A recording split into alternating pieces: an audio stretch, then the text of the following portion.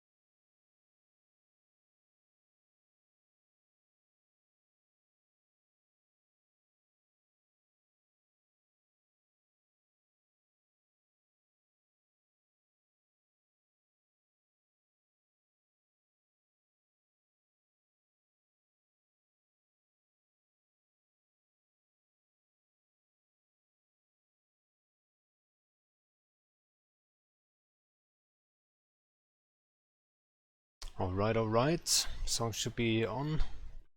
Yo, yo, yo. Alright.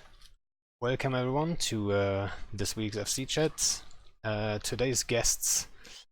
It's kind of tricky for me to introduce them actually, because we actually don't know each other all that well. The only info I have would be from would be second-hand info. And Should be good. say what? I said that should be funny. I was gonna say, So I'm for curious what that Doombunny. might be. So actually for Blazingbunny I don't have any info because I don't know any NC guys I could have asked. Beside maybe Madra, who doesn't seem to be too deep into NC. You know what I mean? Like he probably I didn't ask him. He's the only NC guy I wouldn't know who I could ask.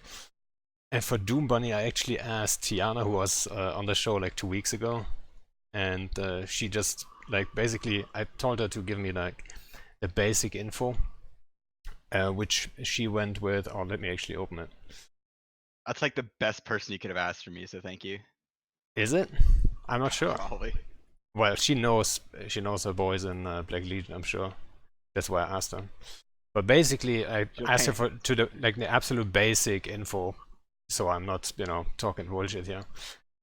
So Doombunny is basically the next guy after Elo in Black Legion, which is a tricky spot to hold, I would say. A big personality like that, and then keeping you actually keep the group a little bit active if he's not around, which I think is also a super important job in any group, to have activity high even though you may not be on campaign doing stuff or whatever.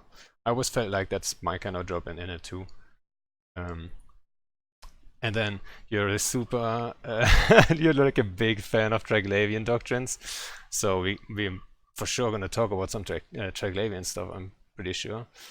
And also, like, director wise, you're probably also involved in Black Legion. And so that that's the basic info I got. That's all I know. So I don't know if you wanna maybe add something, like what kind of FC do you think would you call yourself, like a supportive FC, a strategic FC, or more like the skirmishy roaming guy? It paints a pretty decent picture, I'd say. I do love a bunch of Troglavian chips and all that stuff. The like organizational structure of Black Legion is kind of strange in that it's pretty much the way I always see it is that it's Elo's alliance and his corp, just how it's always going to be. And then all the directors are kind of on an even level to an extent. And then after that is practically just the FCs that run things. Like Rudizar does a lot of things, Hans does things sometimes. I do things, and then after that, it pretty much is everyone else and whoever Elo trusts the most, I guess, or trust information. Me as an FC, I'd say my role tends to be more, well, at least when Elo's FCing, I'm like the backup. If he dies, if he goes down, or ever he loses connection, I take over. I'm usually flying like the only one on the Chisis in fleet, which keeps people on grids if you point their FC and whatnot.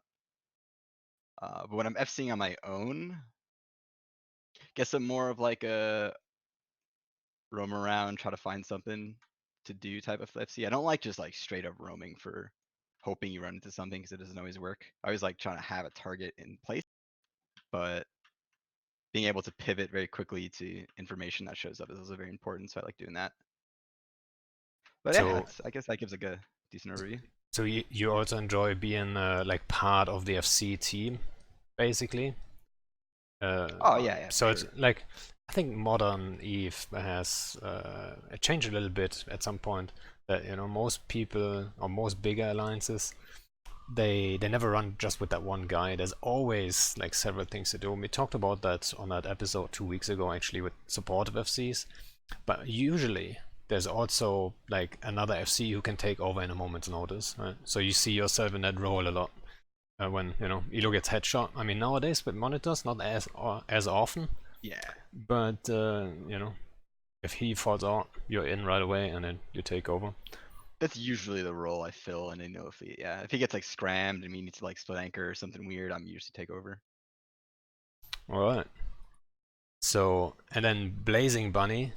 The only info I know is you're an experienced FC for NC dot, but what exactly you've been doing all these years, I think I've seen your name like plenty of times, so I'm pretty sure you've been at least in NC for 2 years or so. I didn't look it up, to be quite honest, but that's a guess. You've probably been there for ages. But yeah, experience FC, and that's all I know, right? So which makes this episode also interesting, which some people might think Doombunny, Blazingbunny, these guys might know each other. No, nobody here knows anyone that well. So what do you think is your main activity in the game, or what kind of FC would you categorize yourself as? So whenever I first got my rules in NC dot for FCing stuff, I was kind of supportive as much as possible. I actually started out working for PanFam as a larger organization in an intel role, doing the gross spy shit that everybody hates but is super necessary. But then it kind of evolved from that. Whenever Brother Bob's like, "Hey man, how would you like to actually play the game instead of playing the metagame?" And I'm like, that sounds pretty fun, so we'll do that. Nowadays I kind of do the strategic thing. I loathe roaming a lot. I don't. It's like maybe back in a time past you could just roam around space and find something to do, but the game the way it is now, like you have such a low chance of just running into a fleet and being like, just having a natural fight. Odds are you're just gonna get supers dropped on you, or they're just gonna dock up and safe up. So that's basically like I think all three of us basically started out as support FCs then, I would guess. Which is kind Sounds of like it. yeah, which is kind of interesting because I still enjoy it to this day to just be part of the team in the background, just make it run smooth. Still one of my favorite things actually. I don't know, always need to make the call the shots or whatever. Yeah, that part's nice. Yeah. It's the Um, thing I enjoy the most about NC dot, especially we kind of foster nowadays we foster a really good culture about supporting like lower, kind of supporting each other, so no one person has to bear all of the burden of especially larger strat ops, because you usually, you guys can attest to this, especially for major strategic objectives, you have 5, 6, 7 things going on at once between command channels and coordinating across fleets and doctrines. So having the extra couple of people to take that burden on is super helpful, and I feel like we do that really well. Yeah, you guys do have a lot of dudes that do things in NC. It's always like a different FC I feel that's like running an op. Yeah, it's nice because no one maybe at first we probably had a little bit of an ego trip issue, but not since I've been more active. I don't think I've seen it really. And no, we don't really have to worry about any one person always wanting to take the reins or always be the face of the fleets. We usually have one person kind of quarterbacking, secondary objectives or really crucial stuff. But other than that, like we can pass major responsibility off pretty easily. and I think like a group with an FC team that has a lot of egos that clash, that's also a target for hostiles. Like I remember we were fighting Tissue, and we knew from Spy Intel. I mean, by now that's not OPSEC. I don't even remember the spy's name, but we knew there's a little bit of infighting going on and all that stuff. So we were reading all that, which gave us like obviously motivation, pure motivation.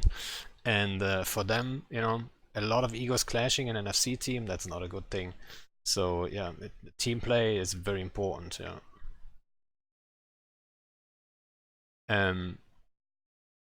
So we just said we don't know each other, but I think last night when I went all these Ravens, we actually were all three FC and something. So like obviously most people are not, I'm not sure most people that are watching right now, but some people might be aware that I webbed a lot of Ravens and like have seen it maybe. But I think Doombunny, you were FC of the Slippery Pete's. Yeah, that's right. So for those who don't know, Slippery Pete's, I mean it's an old concept and it might not work as well anymore, and I think it's more of a surprise doctrine too. Same for Ravens, right? Ravens only work if you really surprise them, as you could tell last night. And if someone's prepared for Slippery Pete's, I would believe that's a lot of dead Pete's. But you did surprise, I mean, so for those who don't know, you used to be completely immune against combat probes if you had a certain amount of signature and a certain amount of sensor strength. So if that combination, so basically I think the formula was if your sensor strength is bigger than your signature, something like this, then you could not get probed at all. So that made them super strong. But by now, with a cheap set of implants, not too crazy, you can probe them, and that factor is not there. But someone has to be prepared and bring these implants, which is not always the case. I would even argue it's rarely the case that someone's shown up with a virtuous set. So they are still unprobable in a lot of fights. But if you keep bringing them and you're predictable, people will be prepared. So, Yeah, so someone yeah. asked what a Pete was. A slippery Pete is like a long-range railgun Tengu who fits a lot of ECCM, so as we just talked about, can't be probed out, and has a lot of optimal range. You can shoot iron up to like 200 km about. The whole objective of the fleet is just to land on grid, align out, and just start shooting shit. You can't tank for anything. You just shoot shit unprobable, and the second anything locks you, burns you, warps at you, you just warp out and reposition to another ping on the grid, and come back in and start fighting. They're really good at third partying, and usually if there's like another large fleet on the grid with you, that can like take the brunt of the battle you're trying to fight, whatever it's over, structure, entosis, whatever. Yeah, And they just kind of sit in the back and like pick off the small things or pick off one fleet at a time. They were very, very, very good back in like 2014 in the Halloween War. It's kind of when they had their heyday. Since like the T3 changes, they were nerfed slightly, but they're still pretty effective. Plus the boosters, introduction of boosters, like because you're sitting, 100, 200 clicks off, your two boosters can get on you really quick. So back Yeah, you whenever have to be boosters paying weren't a thing, attention. yeah, you couldn't get caught. so I'm not sure if I should give away what I think is the best counter to them actually, but I believe simple AB fitted cloaky bombers, you're pretty much, you're done. If you have like, let's say 30 bombers on grid, they just align 3 2 1, you warp them on 0, you're not gonna warp out in time, you're gonna get tackled. And if they're on ABs onto you, you're not gonna tank them, of course, and they're gonna you're not gonna track them either, and you don't They want to should start be. trading.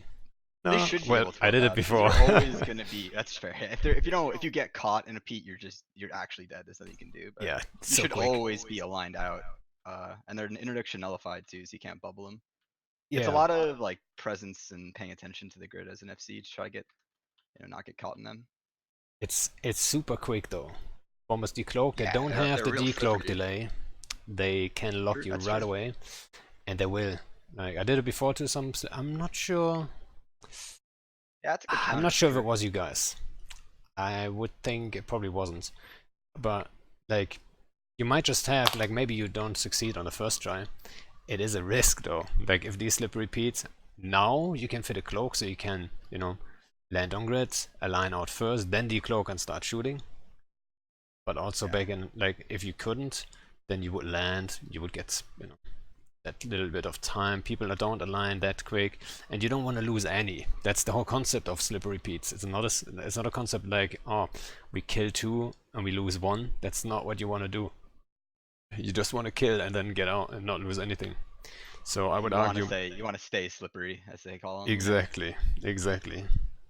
So I would argue a Yeah, couple they're a cool doctrine. AB fit bombers will give them a hard time.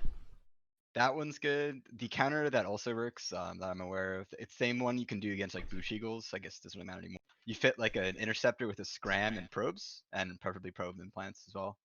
And you just probe them down, warp tube, and try to scram their FC before they get out. And you just keep doing that. You keep following them around until they fuck up eventually. They either can't stay on grid or they'll fuck up and die. Yeah, But that's true. Like it it's not doesn't take bad. many. Yeah, it doesn't take many to just hunt them constantly. Yeah, one interceptor can fuck up an entire Pete fleet if you do it right. It only Yeah, takes that's true. one guy to scram someone to throw disarray into it. Yeah, that's right. But they're probably one of my favorite doctrines just because they're so unique and like they're very cool to fly, especially as like a member just being on a Pete fleet. Because you're sitting like 200k off like a huge battle going on and you're just shooting spike out into the distance and just killing everything in sight. Have you had a chance to use them now that carriers are the way they are? I've never used them against carriers. That sounds terrible though. Not directly Actually, against carriers, but with carriers uh, on grid.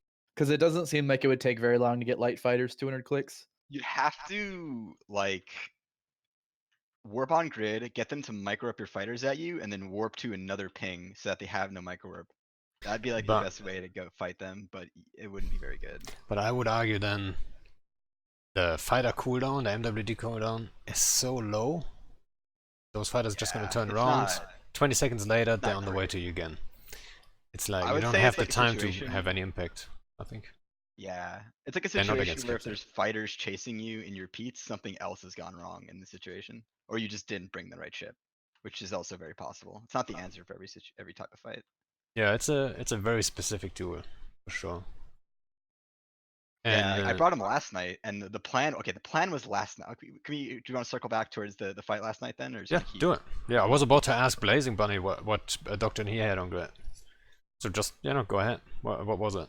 What were you So talking about I was last like, night? I was talking to Horde comms and what they wanted to do, and there's a point where we thought it was you init, Ravens, Goon, hacks, and then G2G hacks coming on. So the plan was that they were just gonna fight the hack fleets together, like all the pan farmers fight the hack fleets together with their carrier blob and just try to win out. And then we and the Pete's were gonna go for all your boosters, Pando, and just try to nullify the Ravens as quickly as we could. But all that kind of got turned on its head very quickly when Goons didn't show up, and then everyone decided just to suicide for fun. Yeah, That's so a brief synopsis there. yeah, I'm not sure if we ever had a chance in that fight, even with goons. I'm not sure what numbers they had. No, you had no chance to win the fight, but it could have been really fun. Yeah, I mean, so the idea about bush ravens, just to explain that, like, you would only field them. Like, our job would have been in a fight if we would have approached it seriously. Our job would have only been to pause that Fortizar the entire time to make sure there's constant DPS on it. And then the subcap fleets, their job would have been to just keep our bush ravens safe, which can work out in some fights. Which, like H-5 for example, that's like the Keepster fight we had with Panther. It worked out because we had so many support fleets that could always whoop in and help us. In this case, obviously, we didn't have any support beside the GOGG fleet, who, like, people might give them shit for not doing much, but I didn't expect them to warp in and then whelp mutants for us. Like, we were there to actually just get rid of the ravens, basically. Like, at that point, the fight wasn't possible to win number-wise, so why would they just whelp that entire team? So, respect to Hanzo's Hans. usually good for a fight. Yeah, exactly. Yeah, Hanzo's he's good for a aggressive. fight Yeah. always. Yeah. I was You get up see in their like face. yeah, exactly. Like, if you give that guy a chance, he's gonna jump on it and do it. So he jumped in to give it a shot. When we kind of started pausing the thingy, I knew this is like just a matter of time till you guys warp over and do some shit. And then that happened, and he gave it a shot. Warped in, played around a little bit, and then warped the rest out. And then I think you caught some on the Forza or whatever they warped out to. But yeah. That was They tried to basically it. escape next door, right, Blazing? That you guys caught him in like VG tack or something? Yeah, so after they warped down and tried to, I don't know, they played around with the Horde Eagles and all that stuff in the bubbles. Whenever they were starting to line back, we had a Kopo Nara and a Belter from PL and NC respectively set up and get ready to go in, and we dropped our subcaps, our Eagles, pretty much on the ring of the fort, and Hick bubbled up and tried to slay as many of them as we could before they were able to tether. And then after they tried to deuce out from there, we figured out what gate they were going to, got a Sino next door, and dropped all of our super carriers and with sirens and stuff, and pointed and salute and tried to kill as many more as possible. I fucked the Dirty, Sino up dirty. though because that was in the wrong fleet. That was my fault. I have to say the Black Legion Slippery Pete's, that felt like a backstep to me. Because I was under the impression that Black Legion, I'm just kidding, obviously nobody said, oh, we're not gonna shoot each other or any of that. But It didn't have to be like that. I was under the impression that Black Legion in a fight like that would be an honorable third party and not, focus us. And then when I I had realized, no idea these what's guys are happening. actually in range with these eagles, I mean, I can understand that you're on grid and then you shoot what you can kill, right? Which would have been us. But I thought, like, okay, but if they get caught, they might just lose some things. But yeah, you guys were all booed up. Was a little bit disappointing, I have to say, a little bit. I But won't hey. lie. I heard about the fight like an hour and a half before the fort was meant to anchor. I had no idea it was even anchored. When I had 4 different PanFam FCs, including Blazingbunny, asking me if I'm forming for this. I So asked if you were down to clown. That's all I said. I'm like, "Are you True. down to clown?" And that was it. That was might not be a verbatim. request. That was the Either "Are you- way. Are you down to clown? Either Wait a way, second, but what? Eagles versus Pete's don't work because the Eagles just shoot as far as the Pete. That's exactly what I was about to say earlier when we were talking about counter. Just outrange them. Yeah, what are they gonna do? Yeah. Yeah. Eagles are a whole other discussion. They're so Yeah. stupid. But that's also why is that it can't really shoot the Eagles because there's a shit ton of carriers on grid, and the Eagles will just kill you. The Ravens, at least, you know, there's a delay because the cruise missile has to fly. So Yeah, you guys I warped told off. people the second you get locked by any Raven, just warp off. Is what I was telling people. You can see like when we were fighting you guys, I was actually thinking maybe one of those tangos doesn't pay attention. So I called some primary and they whooped out. I'm like, yeah. And then I called everyone to lock them all up because like I thought about doing that. I didn't do it in the end. And then split your guns and just spread out your weapons. So you have to all warp on. You don't know how much damage is going to come in. You don't want to gamble. Yeah, So everyone would have been forced to warp. But then I looked at our numbers and we were going low, and I thought, let's not waste time with the last couple of minutes, and decided not to do it.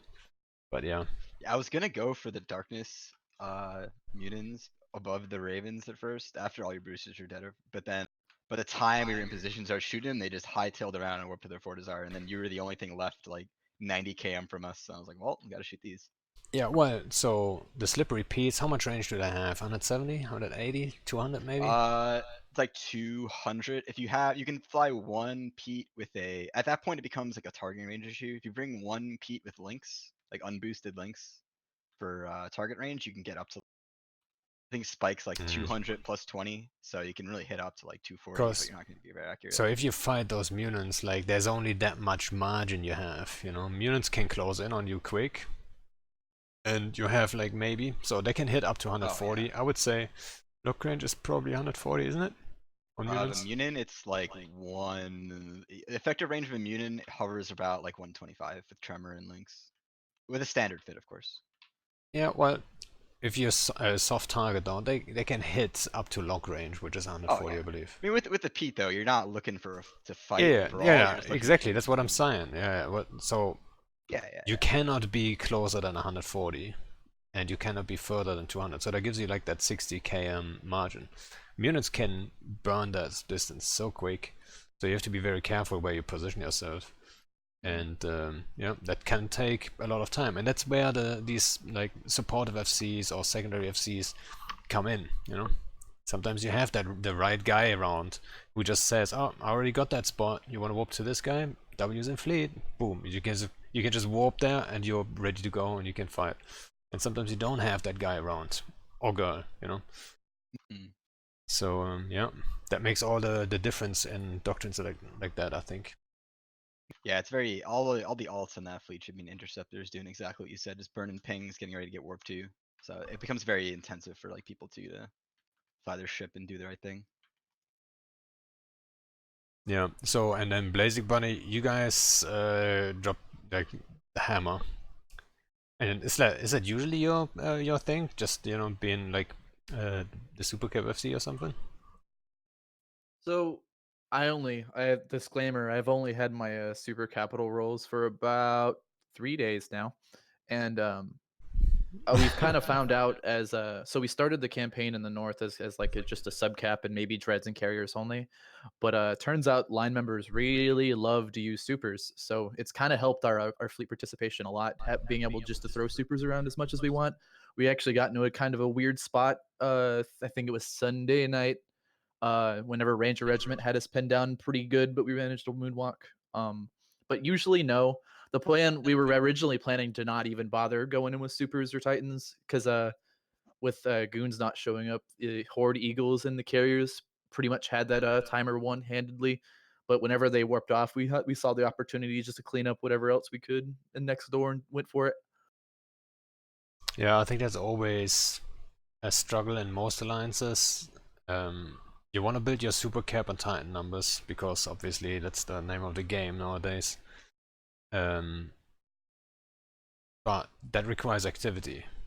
Activity promotes numbers, and it's so everyone's always happy if they can use supers. So yeah, people are gonna complain if you drop them. It's always a little bit lame. Like in this case, these guys had no chance at all against like a blob like that. That's always how your supers will be used. At least I think in 99% of the cases. Pretty much, yeah. Supers are like a deterrent. I see them as they're not even like something you fight with often. You just drop a crap ton, and you're not looking to. When you drop that many, you're not looking to fight. You're just looking to own them and walk out.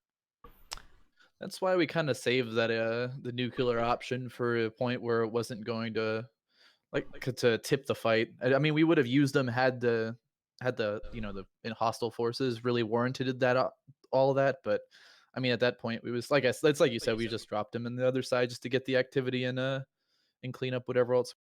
Plus, they were already Take the booking it car as out it for a was. spin, you know? Yeah, pretty much. Get out of the garage, brush the dust off.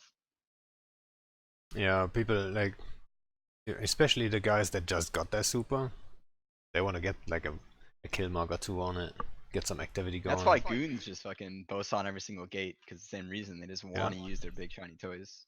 Yeah, Oh, when yeah, it we- comes, Alliance does that. yeah. And, well, they still, oh my god, we can talk about that later, but those nerfs, Dan.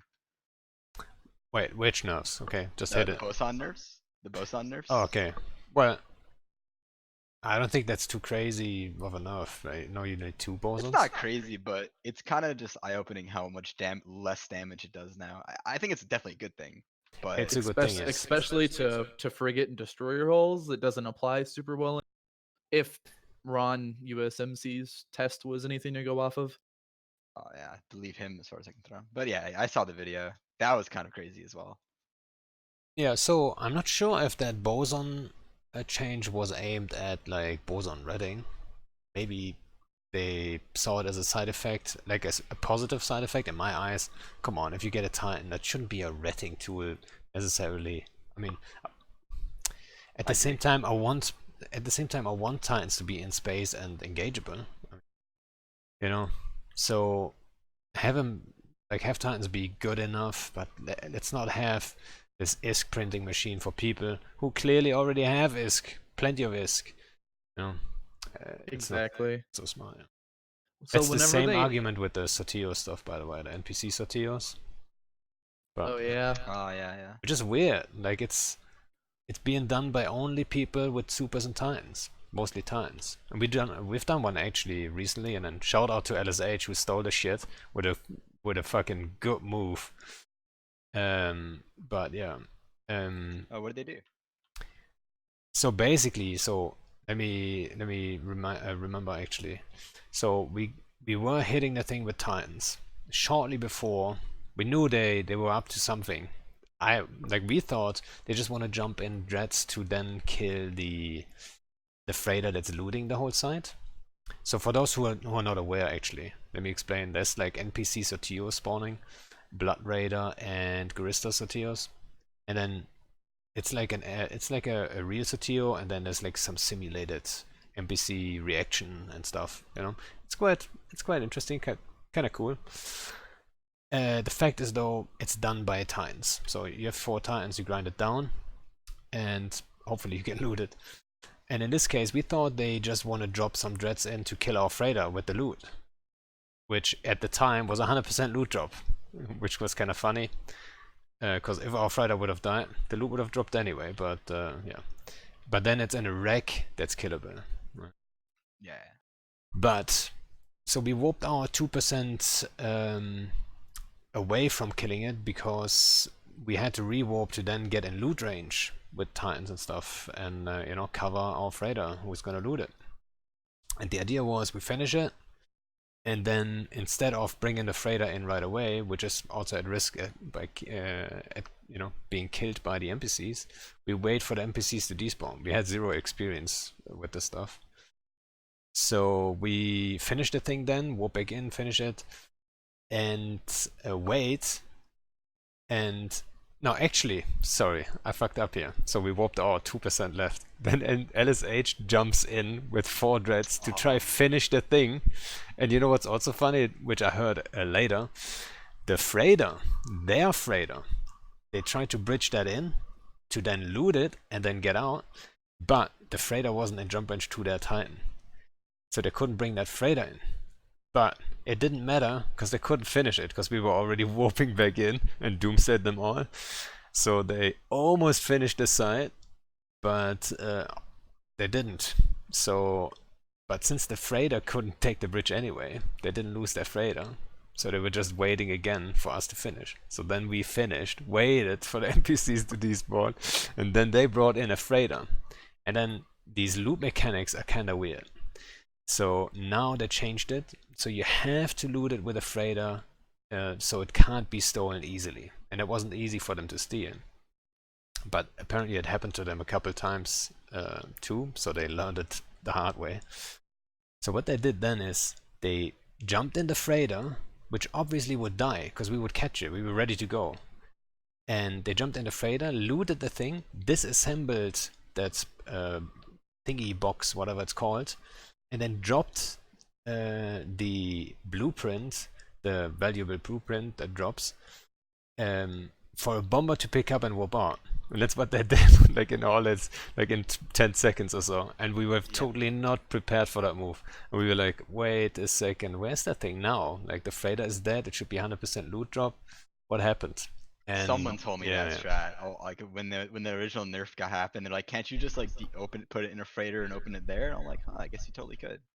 Yeah. And I'm glad to see someone actually did that. Yeah, so apparently, like, there was some dudes, there's some dudes in this game that were specialized on doing that all day. And I think the guy just recently quit. He made a Reddit post and stuff. But yeah, that's where they learned it. And, no, we learned it. It was a loggerhead, by the way. I'm not sure if many people know what it is, but it's like a super pimp minnow, basically. But yeah, that was quite interesting. But like, how did we get here? I forgot. I don't even know. You mentioned about getting stolen by LSH, and I thought it was kind of cool. I love stories of people getting their stuff stolen from an NPC. So I think they're a cool addition. Oh, you were talking about yeah, rich people getting richer. Yeah. Yeah, the rich get richer. Yeah. Yeah, it's the same with boson redding, right? They already have a Titan, and then they get this ISK printing machine for some reason. Like, nobody knows why, but suddenly they're allowed to make like 3 times the ticks or something.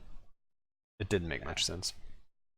Like I said, it's good that they're right, out of space, relatively unprotected. Of course, super umbrellas are there, but their existence and the efficiency that they routed were definitely very strong. Whenever they announced the boson nerf in Vegas, they mentioned how that was a side effect, but I think they changed the signature radius so it was less oppressive for people roaming through space. Like like you mentioned before, goons boast, or really just anybody trying to boast in a way, every frigate and destroyer roam that comes to your space is super toxic. So whenever they changed, that was the original goal, is to liven space up a little bit. But I really like how the boson ratting thing went away. It's I always found it a little bit irritating. Yeah, I think the boson changes obviously is a good one, but I think for like real fights, so I think what they had in mind is promote a little bit more activity roaming wise, but also being on grid with supers and titans. At least I hope they're looking at that. But being on grid with supers and titans, there was always that risk if you're not fast enough, if you're not if you're not bushing, you would just get bosoned. I mean, it's not hard to aim that thing, and it's 5 seconds and you're done. And I think that's the one thing they wanted to approach. But I totally can see 2 bosons to hit, and I did the math. A lot of doctrines will die to 2 bosons, if not 3. 3 bosons, everyone is dead. And then even though you would only hit 1 boson, that's still super strong in a fight. That's, you don't want to get bosoned and be there in like half shield or half armor, whatever you find. That's very strong still. It's very, I would say it limits doctrines. Sorry, yeah. I was gonna say, I thought like the nerf that should have been applied to bosons. I mean, this like nerf is also very good, but a better nerf would be to make it so you can't activate a boson. Rather, let me phrase it. Activating a boson requires 50% of your max capacitor, which implies that you can't jump and then boson immediately. You have to cap up a little bit, so it takes some time. It gives you a chance to like burn away from them and get away. It still allows you, just warp 2 gate and boson, like decloak from a gate and boson. That's still available.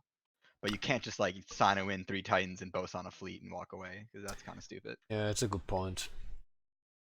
It's easy to set up. We did it the other day. It's too easy to set up. But like now it's a little harder because you need multiple Titans. But before, you just jump in 1 Titan, you can boson a whole fleet, and it's just dead, and there's nothing you can do about it. Besides, just not fuck up to begin with, I guess. Yeah, we did it the other day to Inner Hell. We missed the boson. Shout out to Shines, who completely fucking missed the boson. But the point here is, I've never actually boson. The point here is, it's so easy to set up. Like I saw them travel. I kinda like we were guessing where the wormhole is, so we just burned with them. And the second I got in front of them, I could just light the Sino and jump a Titan in, and it had the potential of completely wiping out the fleet. Shines go away. I was say you like you summoned him. He's gonna defend his honor. Or not. He doesn't Oh, want well, it. He he's doesn't want actually it. listening to me. Well, Shines, if you want to get on, fine. You can defend your honor. Or you can't find this push to talk. Alright. See? I'm telling you.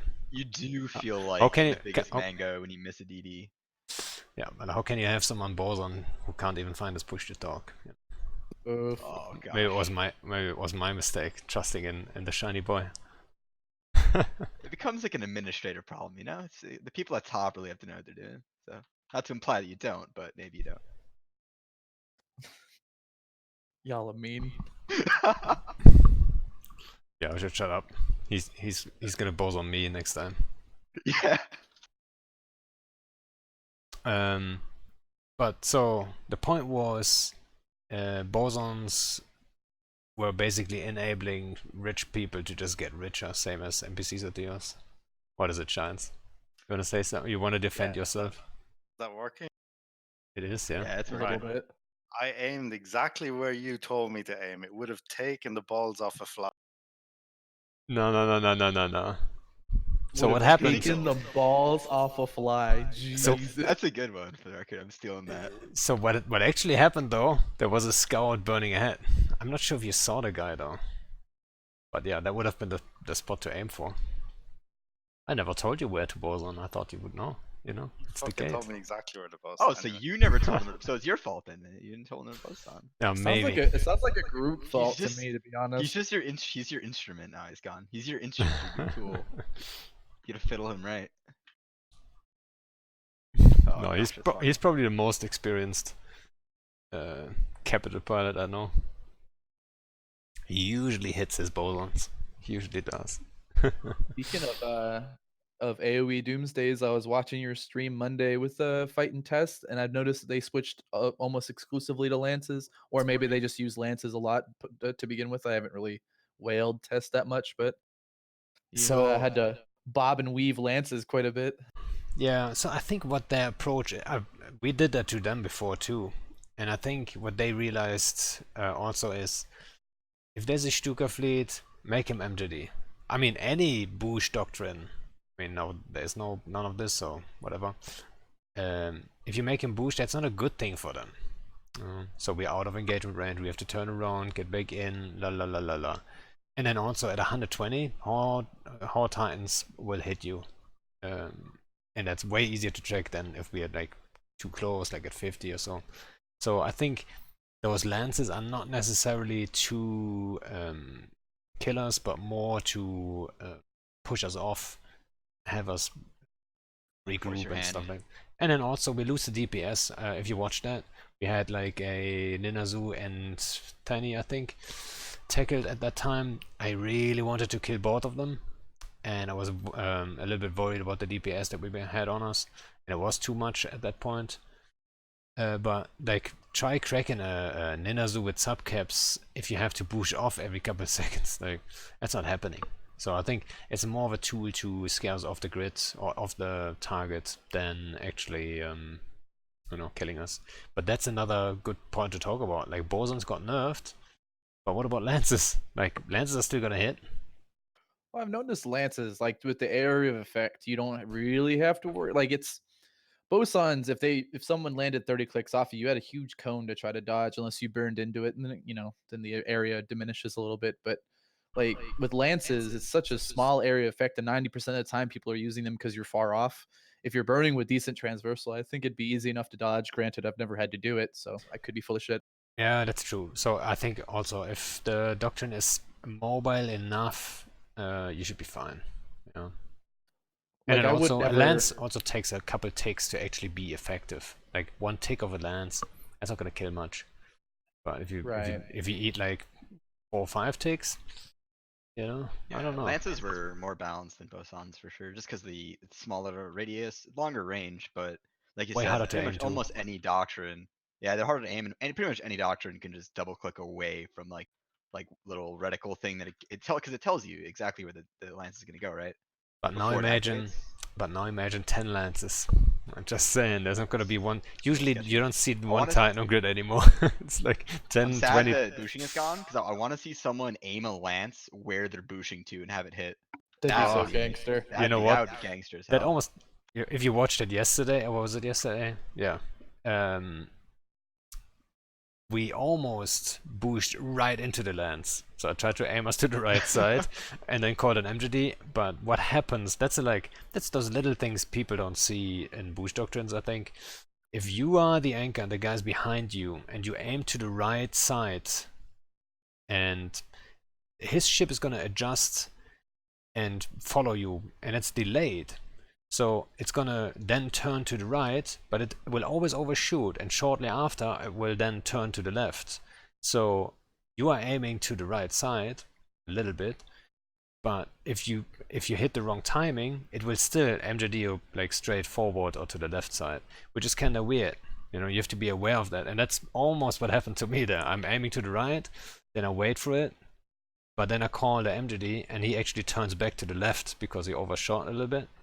And almost jumped us into the lance, and then also into the lance with us kind of burning in that direction too. So we would eat not just one tick, but like 3 or 4 probably, which would have been, you know, death. So yeah, there's a couple tricks to that, and you know, we got away with it. I felt like. Funny about A lot of that times. property that you just described where your ships kind of go left and right as you're anchoring. You can use that in like Munins or Alpha Doctrines if you time it right with your fleet where you can get as like minimal transversal as you can. So if you like turn your fleet around to like, you know, go about face, they'll slow down, and ideally the thing you're targeting is gonna get the transversal to that's gonna get lowered. And you can apply just slightly better against the thing if you're like just barely missing damage. It's hard to do and it's like not a perfect science, but it's a property you can exploit in other ways as well. Yep. So beside the fights earlier or last night, like, are you guys aware of any fights we fought each other? Whenever there was a Rourke save we had in Malapace. Oh man, I can't even think of when it was. Probably a month or two ago. Whenever you guys had a Rourke tackled or a couple Rourkes tackled, and we brought in super carriers and stuff like that. But then like test form brought Munins for some weird reason. Seto did. Yeah, they And were I a had little to bit form late. Munin. Yeah, I remember. Yeah. And then we were working on keeping the test Munins away, or we were shooting at y'all, and then you boost like in perfect bomb range. And whenever I tried to boost away, I left half my fleet. And I don't know if we just both whiffed or like I whiffed in the right way, but I managed to somehow not get my fleet bombed. And then I Yeah. followed you to the wormhole. I remember that fight very well, and I fucked up like more than once in that fight and got us all killed. I think, yeah, I think that was probably one of the least successful Stuka fleets we done. Especially with the test guys there and Munins to support us. They were a little bit late. Maybe my timing was off, tackling wise. You know, if you caught, you know, when are you gonna tackle exactly? Like making sure everyone arrives kind of at the same time. But I think they came a little late, so we didn't have that grid control. And you guys had a lot more time to form and stuff than we would have wanted. And then, yeah, what happened was actually, you had a Harpy fleet out there. I'm not sure who FC'd that one, but they kept warping onto us, and then they warped onto us while we were next to the Munins from test. And in my mind, which was an absolute mistake, it was like, all right, let the Munins kill those Harpies quickly, and we're gonna be fine. And then the Munins warped off, but we were already tackled, so yeah, wasn't that great. And then I think I had another shot at the Munins, at your Munins. I'm not sure who was FCing that. Were you FCing the It was Munins? me. Yeah. Yeah. I had a shot at them, but at that time, I'm not sure what was the reason why I couldn't deliver the bomb runs onto you guys. But yeah, I think it was fairly close. I think if I would have been on point there, I could have caught you guys in those Munins and, you know, at least wipe out a few of them. There was like a But good. then I remember we went that The run that I had to boosh and we split pretty bad on was I think I saw you the most of the bombers landed at 40 from me. I'm like, well, that's about to suck. And then tried to boosh. And then as soon as it hit, I looked back and like half my fleet's with me and the other half's back in in the crosshairs of the bombing run. And I don't know if you were bombing towards me or bombing towards the tail, or they just so happened to not be in range of the most of the bombs and they managed to warp out like by the skin of their teeth got away. Yeah, I mean, that's one of those things with boost doctrines. If you get split up, that's a lot of times that's it. You don't want to get split up. If you get split up and then tackled, you're in a bad spot, a real bad spot. Like, it's all about keeping it together. Yeah. Yeah, I don't remember exactly what happened there. There's a video of it though. I streamed it, I believe. I rewatched it a couple times, learning from my own mistakes, but I don't know if I'd be able to find Yeah, it. for your mistakes, huh? Not to just lean back and enjoy. Well, no, so I learned a lot from hindsight. So I flew with Diddy Say Jump quite a bit, and one of the couple times I actually had to logi anchor, which I'm fucking terrible at, by the way. I was so focused on what dreads and caps were doing, even though it was not even remotely my job, that I burned within like 10 kilometers of fucking Ballgorns, but they weren't focused on us, so it didn't matter. It was just I remember rewatching the video and just like cruising within 10 clicks of Ballgorns. I'm like, wow, if I was actually the only Logi on the field, I would have been so fucked up right there. So stuff like that, the stuff you get tunnel visioned on, or if you're not paying real close attention, you can see if you watch your own videos. Yeah, I use that a lot actually. That's actually how Yeah, the same. FC chat thing started. I used to like I watch like battle reports and think about stuff, and I started watching my own videos, and then I started doing it on stream actually, analyzing like where did I fuck up, you know, where was an opportunity that I didn't see in the fight maybe, stuff like this. You know? I think that's a very important quality for any FC, to be able to go back, not lie to yourself. A lot of people do that. You know, they say like, "Oh yeah, I was just unlucky." Nah, was it though? Wasn't probably unlucky. Even though, because even if someone just bubbles at the wrong time, some dude bubbles at the wrong time, there's some mistakes that are obviously just, you can't predict that. But a lot of times, if you get your fleet in the right mindset, a lot of mistakes will not happen. So sometimes you slip and you get them into the right, mindset, and then they make way more mistakes. And that who is that? That's on FC. So yeah, I think a lot of people go though and say, "Oh, well, it's just bad luck." It's bad.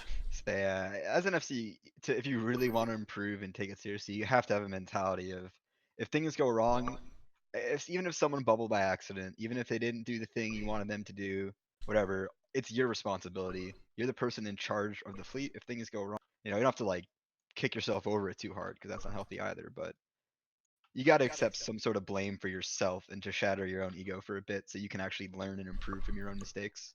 Because if you're learning Plus, FCing, you're gonna make a lot of mistakes. plus, it's not like I would very much venture to say that even the best FCs in the game, whoever that may be, I guarantee you they still make errors in Oh, for every sure.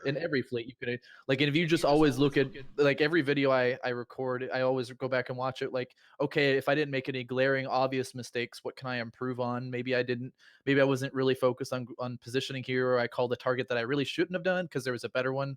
So that's mostly why I started doing it. Plus, I had to get over my own issue of people not making fun of the way I have guns grouped, or if I don't activate hardeners or something like that because I'm a scrub.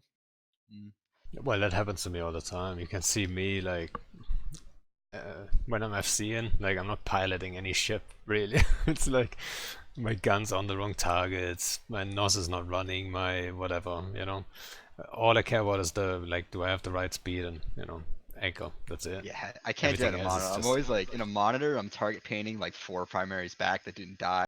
I'm just like just broadcasting whatever, hoping it dies, not even locking it because I'm too focused. I do that a Yeah. lot. Like I don't even Yeah. lock targets, and I always feel like an idiot whenever I'm like, "Did it die? Did it die? Did it die?" It's like, well, if I locked my own targets, I was broadcasting. I'd know, wouldn't I? Yeah, There's a but couple fights in the frat war where I was in a monitor and I just didn't target paint anything, so I wasn't even on the mail. It's like after we won, I would go back to the system and just like point a noob ship and kill it, so I just show up on the BR. yeah, I had a couple of those fights. Yeah, I had a couple of those fights in Stukas too, where only at the end, like there's like maybe one sub cap at the end, like some dude in a frigate that warped into our bubble or so. That's the kill later on. But we killed, like, I don't know, carriers or dreads or rockers or whatever, and I'm not even on that because I've totally forgot. Yeah, press F1 every now and then. Yeah, it happens. But when it comes to like real mistakes, like fleet mistakes, it's so it's like tempting. If you're deep sea, your fleet is not going well. You're like shit's going down. You're losing, let's say, you're losing mutants and stuff like that. It's so tempting though. If there's that one guy who majorly fucks up, bubbles your own fleet while you just initiated fleet warp, to then, you know, leash out and then, you know, or lash out, like how do you say it? I don't even know. And then you know, put the blame on him. It's so tempting though. I remember, like, I don't know how long ago that is, probably like 2 years or something, that we landed in was it Gilas, and I initiate the fleet warp, and like literally half the fleet warps off, and then the bubble goes up and the other half dies, and the fleet before that moment was already shit. Like, it didn't work out, we didn't get shit done, and at that point I was super mad at this guy. But in general, you know, what's the point? I mean, unless People he's make a mistakes, you know. unless Shit he's a happens. spy, who knows? Unless he was a spy that just got off scot-free with it, then that's a different issue. Or So I'm making mistakes. Oh, what were you gonna say? oh, I was about to say, like, or you know, what's frustrating is also like rocker saves.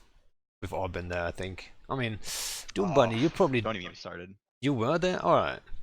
What rockers do For you guys what? have? Oh, that was like when Frat, I saved a few oracles. I'm Frat. Okay, yeah.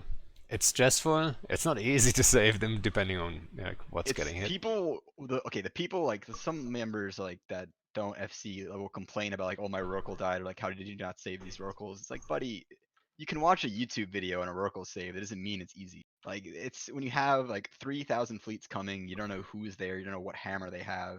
You're trying to organize your super fleet and like your fax wing, and making sure you're not just gonna jump your supers and just get hazed by a bunch of dreads. And There's the dude so doesn't many even have a things. sign up, right? Yeah, the Roracle Yeah. pilot is like fucking dead brained and like doesn't have a Sino fit. Well, I guess pre-Sino changes, and like isn't on like the standing fleet, but you're still trying to save him because you don't just want him to die. It's hard, dude. It's one of the harder things to do, is like consistently save Oracles against like a determined and organized attacking force. It's not easy, especially with But- against the Boosh comps. Especially whenever it was you guys defending. You're trying to defend Rorks and Deterid with tests right there, because you're actually in cap range, and Malpace is not super hard, because if caps are in range, then we've already fucked something up pretty seriously. But like, I couldn't even imagine. That would suck so bad, because then you mean all we do is just apply supers liberally until the grid is won. For the most part, the Roracles are up in like the eastern pocket, so they'd have if they wanted to get caps range, they have to go through the 76, 46 DP gate rather, which is much harder to get through. But it's still very sketchy no matter what, because you never know what they have. You know, tests are pretty crafty at times. At times, I'll give them at times. Me personally, I hate Rourke saves. I don't anytime I see someone, and this is, somebody's probably gonna get upset for me for saying this, but anytime someone pings and asks for a crab FC to take over, I just go do not disturb on Discord so they don't see me active. That is not my job. I fucking hate it, man. I- God, I hate babysitting. I know the feel. I know it's so frustrating too. And usually, those rocker pilots, you know, I don't have a problem with it if I recognize the name. You know what I mean? If I know, oh yeah, that guy's always in fleas. But a lot of times, that's some dude who you have never heard on comms. He probably doesn't even have a mic. You know what I mean? It's always that guy and you've like, never seen, feels has so no entitled. PvP experience, and then he's very demanding suddenly. Like, that's the worst. If like, I think that happened to me only once, to be honest. But like, someone like, oh yeah, like, you have to save me, basically. You know, like, dude, you just fucked up everything. You like, if I ask you, is there an inhib? He says no, but there is. Then do you have a sign? Or yeah, like all this stuff. Like every mistake you could do, and then you're demanding, and you know, I remember that one time only where that was actually the case, and I got super mad at them. And I was so mad, I called them. I don't even want to repeat it. I wasn't too crazy, but you know, I just couldn't deal with it. and then I quit. And then a week later, so I actually went on their comms. It was like a corp of like 3 guys, or 3. Never seen them 3, but hey. And I went actually on and apologized for that, and they were like, "Yeah, we fucked up." So it's all good. But I'm telling you, rocket saves can be the most stressful, most frustrating things in the game. If there's someone competent tackling them, oof, it can be fucking hard to save them. Like Marshy's got your caps. I'd just fucking log off, honestly. Okay, that's another thing though. We actually we I'm do so have a glad we couple don't FCs. have Oracles. So we do have a couple FCs who you know, excel in that. So they love to form. Apparently, I mean, it looks like they love to form up quick and then, you know, save their dudes and stuff. And I'm very grateful for that. Like, shout out to like Blurkers and who else is usually there? Yeah, more power to him. I mean, those like rapid response leads can be fun, but But it can definitely be, can also be very stressful, to say the least. depending on what's tackling it. Yeah, I depending on remember a you whole bunch of guys. stuff. You guys killed like 10 of our rockers in like deep Oh, US time yeah. zone, and I just happened to be on. That was And a fun I fleet. I will never forget that. I told this story actually when Elo was on. When you guys were entering Cloud Ring, so for those who are not aware, we live in Fountain, and there's one region jump that goes right at the time into our staging. From Cloud Ring, that's where you have to bring in stuff. In this case, you brought in Titans. So I saw you entering Cloud Ring, and I sent a Cynodictor towards you guys. Not sure if he's here. Erica actually was on the way to intercept you guys. I didn't know where you were gone. I didn't know you were going to F5A. But the second you landed in your last mid towards Fountain, I had a disconnect. And my internet Ooh. only came back the second, I mean, literally the second you guys jumped those Titans out, my internet was back. I could just follow it over my phone, over Discord, and could like give kind of orders and guess what's going on. And it made me so paranoid because that timing, I never had any disconnects. And that timing was just so on point. It was crazy. But yeah, deep US time zone, we didn't have any numbers. I had like 50 dudes in a Stuka fleet, and you guys had, I think, 200 mutants plus PL Stuka fleet on grid with like 100 dudes. We jumped in and gave it a shot, and I was like, dudes, these rockets are going to be dead in a minute. But apparently those rockets actually tanked you guys for quite a while. Yeah, we were having problems breaking it. We didn't have like, we only had like maybe 80 mutants, I think. We'd had that crazy amount, but we had like just barely enough DPS to break their local reps. So we had to just go through each and every single, get it to freaking, get it to reinforce, and then wait some more for it to come out of reinforce and do it all over again. But yeah, we bagged like 10 oracles that night or something. Yeah, it was 10 rockets, and I remember who's those were. It was Captain Ashen and actually, who was the second one? I forgot. But Ashen is the CEO of he's now like Project Gungnir, like it's a small group. They're trying to do that one thing. And he was mad at me, but we're good friends, so it's all good. I'm Yeah. trying to find that BR actually. I would have loved to save those. If I would have, I think if I would have known these rockets are gonna tank so long, I think it would have taken more time to form and maybe not be too afraid of the dread bomb scenario, because I thought at this time, together with PL and then the Fountain NPC situation, that's another thing that people like in general probably are not so aware of. Usually in regions with NPC space, you always run that risk of like a dread bomb just undocking, boom, and you're on grid right range. So it's a very real risk, and I thought that smelled like a setup right there. It was too organized with 2 Titans traveling through our space, not being afraid at all, and all that stuff. Yeah. It Yeah, smelled you so talked bad. about Hyperfight. You talked about Hyper Titans in the last episode, maybe episode before that, but those things are real fun. I linked Yeah. the BR in Twitch chat and the Discord if you want to look at it. I can't look Oh at it. my god. It hurts my feelings. That was a fun fleet. They also didn't. Yeah, the entire Stuka fleet got wiped out because Elo just or you guys were just aware like how to counter it.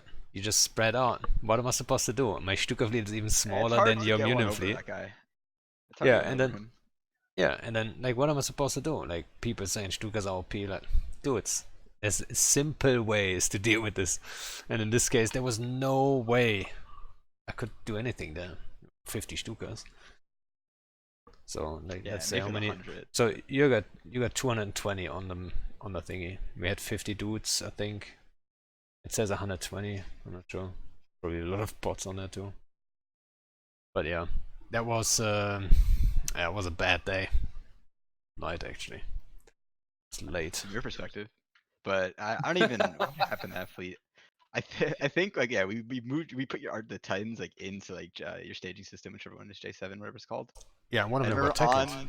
on command. I mean, we're just like Elo's like, all right, take the gate. And I think Tiana was like, this is their staging system. He's like, yeah, let's go up to a safe. He's like, in the staging system. He's like, yeah. I was like, okay. We're gonna bridge out their staging system. He's like, yeah, we're gonna do that.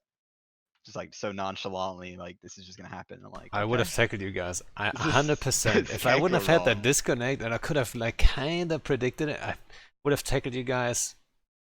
And one of the times actually got tackled, right? The guy I sent to intercept you guys, he actually tackled one of your Titans briefly in JFA. I just wasn't Yeah, there, he and did, he didn't call out with me. Obviously, I was just on my phone, so he was just trying to and then I think he fucked up at some point, and the Titan just burned out of the bubble or something because it was so fast. I think I don't remember who's Titan, but I think yeah, Dictor bubbled him and he just neuted out the Dictor and just burned away and managed to burn out before he can catch up. Yeah, something like this. I don't know what exactly happened, but yeah. Glad it lived. I wasn't. I would have loved to say it was a good fight or it was a fun fight, but no, I didn't enjoy that one. That sucked.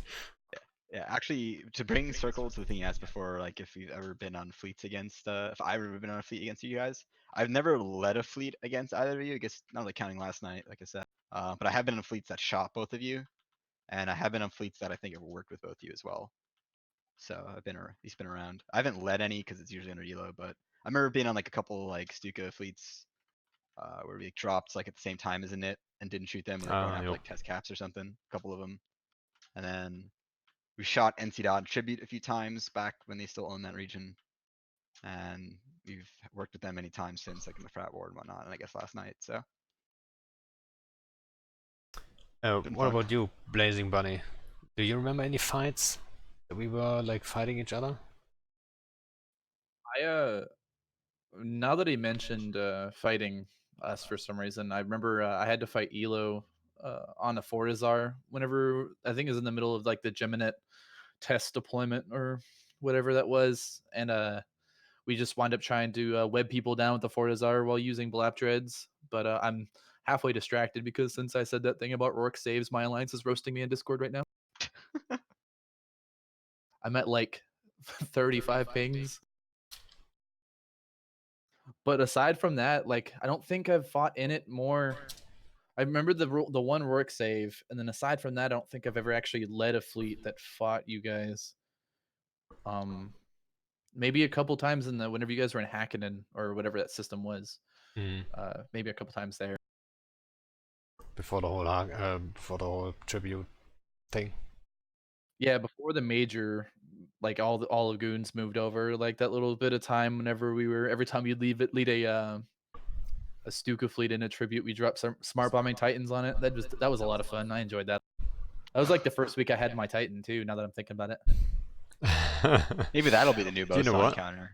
I actually didn't run that many Stuka fleets at that time because I felt like I need to give some room to other FCs too. But I did run like I don't know 2 or 3, and then also a Raven fleet, which failed. That's one of those fleets that I like, like failed fleets that I would always think about like what could we have done. And I think our main issue was actually that I split up the numbers a little bit incorrectly because we had to get tackled first with a small Stuka fleet, but we should have taken less numbers there because then we were missing numbers in the Ravens. We couldn't break the minnows and all that shit. So it all didn't work out that great. And that's the Bush thing. If it falls apart, it falls apart. So, yeah. I missed that ping by like 35 minutes, and by the time I logged on and got everything logged in and on comms, like it was already over. I'm like, well, that sucks. Yeah, well, if it's over, it goes over quick. Right. Someone in chat is just asking. I should have asked that at the beginning actually. How the fuck did you guys choose your names? What's your obsession with bunnies? You can go first, Doom. So I bought this character in like 2013, and whoa. it became my highest SB character at the time. I like invested a bunch of ISK into it, and so then I like when I had joined Black Legion, I was like, well, I had my old main, which is usually the handle I go by is McCore and like most other video games. I had my old main that was called that, but I decided to train that towards a super carrier who's now in one, and then make this guy like my main subcap pilot. And to me, it made sense for this to become like my moniker, so to speak. So it kind of just became that way. I didn't make the character, unfortunately, but I became it, I guess. That's kind of weird to me. The whole cancer, like, there's a couple of people in the game that just buy a new character, and then they're like, "Oh, that's me now." You know, I mean, you might have done it once, and I think this, whatever. But some people do that like You a didn't couple hear about times. me before I named, you know. It definitely is kind of weird when people just change their whole name to like a new person, but it's still the same like idiot, you know. Yeah, I know. Like, it's like personal rebranding. Like they want a Mm. fresh start or something. But Oh, and me? No, wait a second. So Blazingbunny, you got a better story than just buying the character. Please don't say you Yeah, just it's bought not the too character. exciting. Come on. No, this is so whenever I started playing, it was back whenever the only way to play for free was to do the 15-day trials. So I've gone through actually a couple. So I've been playing off and on since about 2007, I think, is whenever I made my first trial. And then this character stuck. It's actually one of my email addresses. Whenever I made an AOL email address, I couldn't really think of a name I wanted to use, so I let it auto generate one, and that's the character that you see now. All So right. random. So many people come down to that. They like auto wrap name generator or something and name, and it just becomes their handle forever. I actually made two new characters that I really wanted to become my mains, because I told myself if I ever became prominent enough where people actually know one of my characters, I really don't want it to be this one. Yep, But I I felt guess the it's same too. way. Yep. I feel that. I feel that. I You was know like, I don't what? want to I be no feel like Doombunny. It's so lame. And now it's like it's just so ingrained. I mean, if it was like, it's not too, someone says too much of a furry name. I think you both get away with it. Blazing and Doom in front of it, it kinda equals it out. You know what I mean? It does, yeah. Like Most if it people just was say like pink, Doom. if it was Pink Bunny or Cuddly Bunny or some shit, that would be a little bit weird. It'd be hard But to hey, strike fear in another fleet with a name like Pink Bunny or Huggy ex- Bunny or something. well, you could trick them Think of into false sense of security. the This is true. the blow to your pride though if you just got your fleet wiped out by somebody named Pink Bunny though. This is also, I didn't consider the other side of the deal here. Yeah, that ego hits. Yeah. You get both signed by Cuddly Bunny, your whole fleet just gets evaporated. I just quit, honestly. I remember I made it was while I was in the OSS, we were fighting Tissue and we killed the Titan that made a whole bunch of mistakes, but we wound up dread bombing him, and the guy said that we DDoSed the Tissue services. And so I made a corp named DDoS.exe, and I joined the alliance, and it was in there for a while. And whenever we failed dread bomb goons in lowsec, it was one of my dread was the final blow on one of the supers, and it was a good laugh for a little while. You know what? I always felt like I got lucky with Pando, because like originally I just wanted to call a character. Like I thought I'm playing under the account's name. Like I never played any MMO before Eve. But I thought, oh, it's the account name, but this like char or like this thingy I'm running around in, like I can just name it so I can, maybe differentiate or something. Right? So I wanted to call it just Pandora, like just the, like the Greek mythology and stuff. Oh, yeah. And then obviously I was already gone, so I just made like some stuff up behind it. Sounded like a name that could be used, and boom, done. So nothing spectacular from my side, because Chuckle is asking. So nothing crazy. What's the OSS? It was so after Black Omega left Goons, they took it Suas took the court back to Syndicate, and they made the Alliance the Operational Security Syndicate, or the OSS. And it was just a little alliance we had. We had the Moons for a while. I don't know if Pando played back then, but I think they were evicted whenever I took a break to go on a business trip. Like I was inactive for like 4 months, and then we weren't in Syndicate anymore because Init Snatch Fleet was the thing I heard the most when I came back. Yeah, well, I certainly played at the time. Snatch was my baby at the time. And you know what? Snatch is gonna see a little bit of a comeback. We can talk about the boost change. I'm not gonna give anyone the boost talk here. Alright? Everyone calm down. I'm not We don't gonna need to see him. I'm not gonna Roman go on a cry rant on here. film here. But if I have to predict like what's happening with bushes and stuff like this, so Snatch fleets were always so focused on like the number one problem was always how do we split a hostile fleet up? Because usually you would use the Snatch fleet if you're getting outnumbered, so you can do anything. Like you can do something at least to make it hard for hostiles. Maybe get a kill or two, and not necessarily claim victory, but go home with a good feeling. And the problem was always splitting the fleets up. Like if you have 100 dudes, 200 dudes against you, like how do you actually split them up to get a group of like 25 that you could actually take on? And that's gonna be very easy now. I mean, before that we had some techniques. It has to be on point though, and there's risk involved too. You can get smart bomb, which happened to us like more than once, and which is the main reason why we didn't use chemos for a long time, because we didn't want to give that counter away. But now, warp one command destroyer in with an ECM burst, boom, 25 of them are getting jumped. Only 25. So, or 24 technically. I don't know how it works exactly. I didn't test it yet. But now have a group of 20 of them. What happens if 20 command destroyers land on your fleet? You're not gonna scramble them all.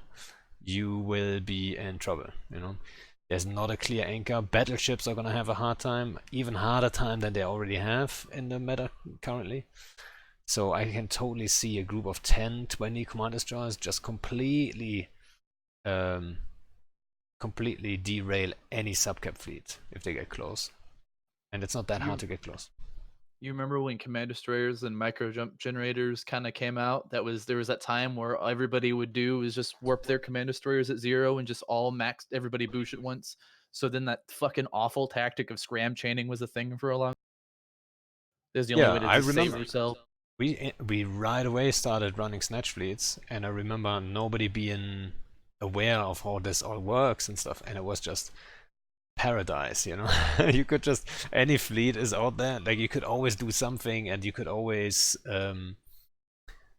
surprise someone, even if they're playing station games in low sec or whatever. You could always push them out because they're not too aware. And then people try to do that a lot of times, just that's a sloppy way of doing it though, to just hit them all. And now you can do it, and it would be effective if you think about it.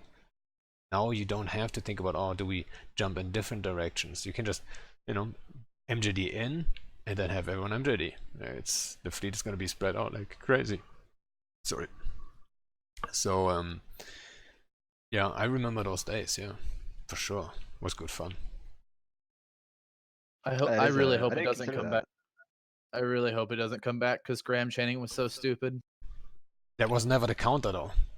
The second we started Snatch fleets, the second command destroyers were in the game, and we already fit them with an ECM burst, because everyone, like I knew right away people are gonna do like scram chaining and maybe scramble us.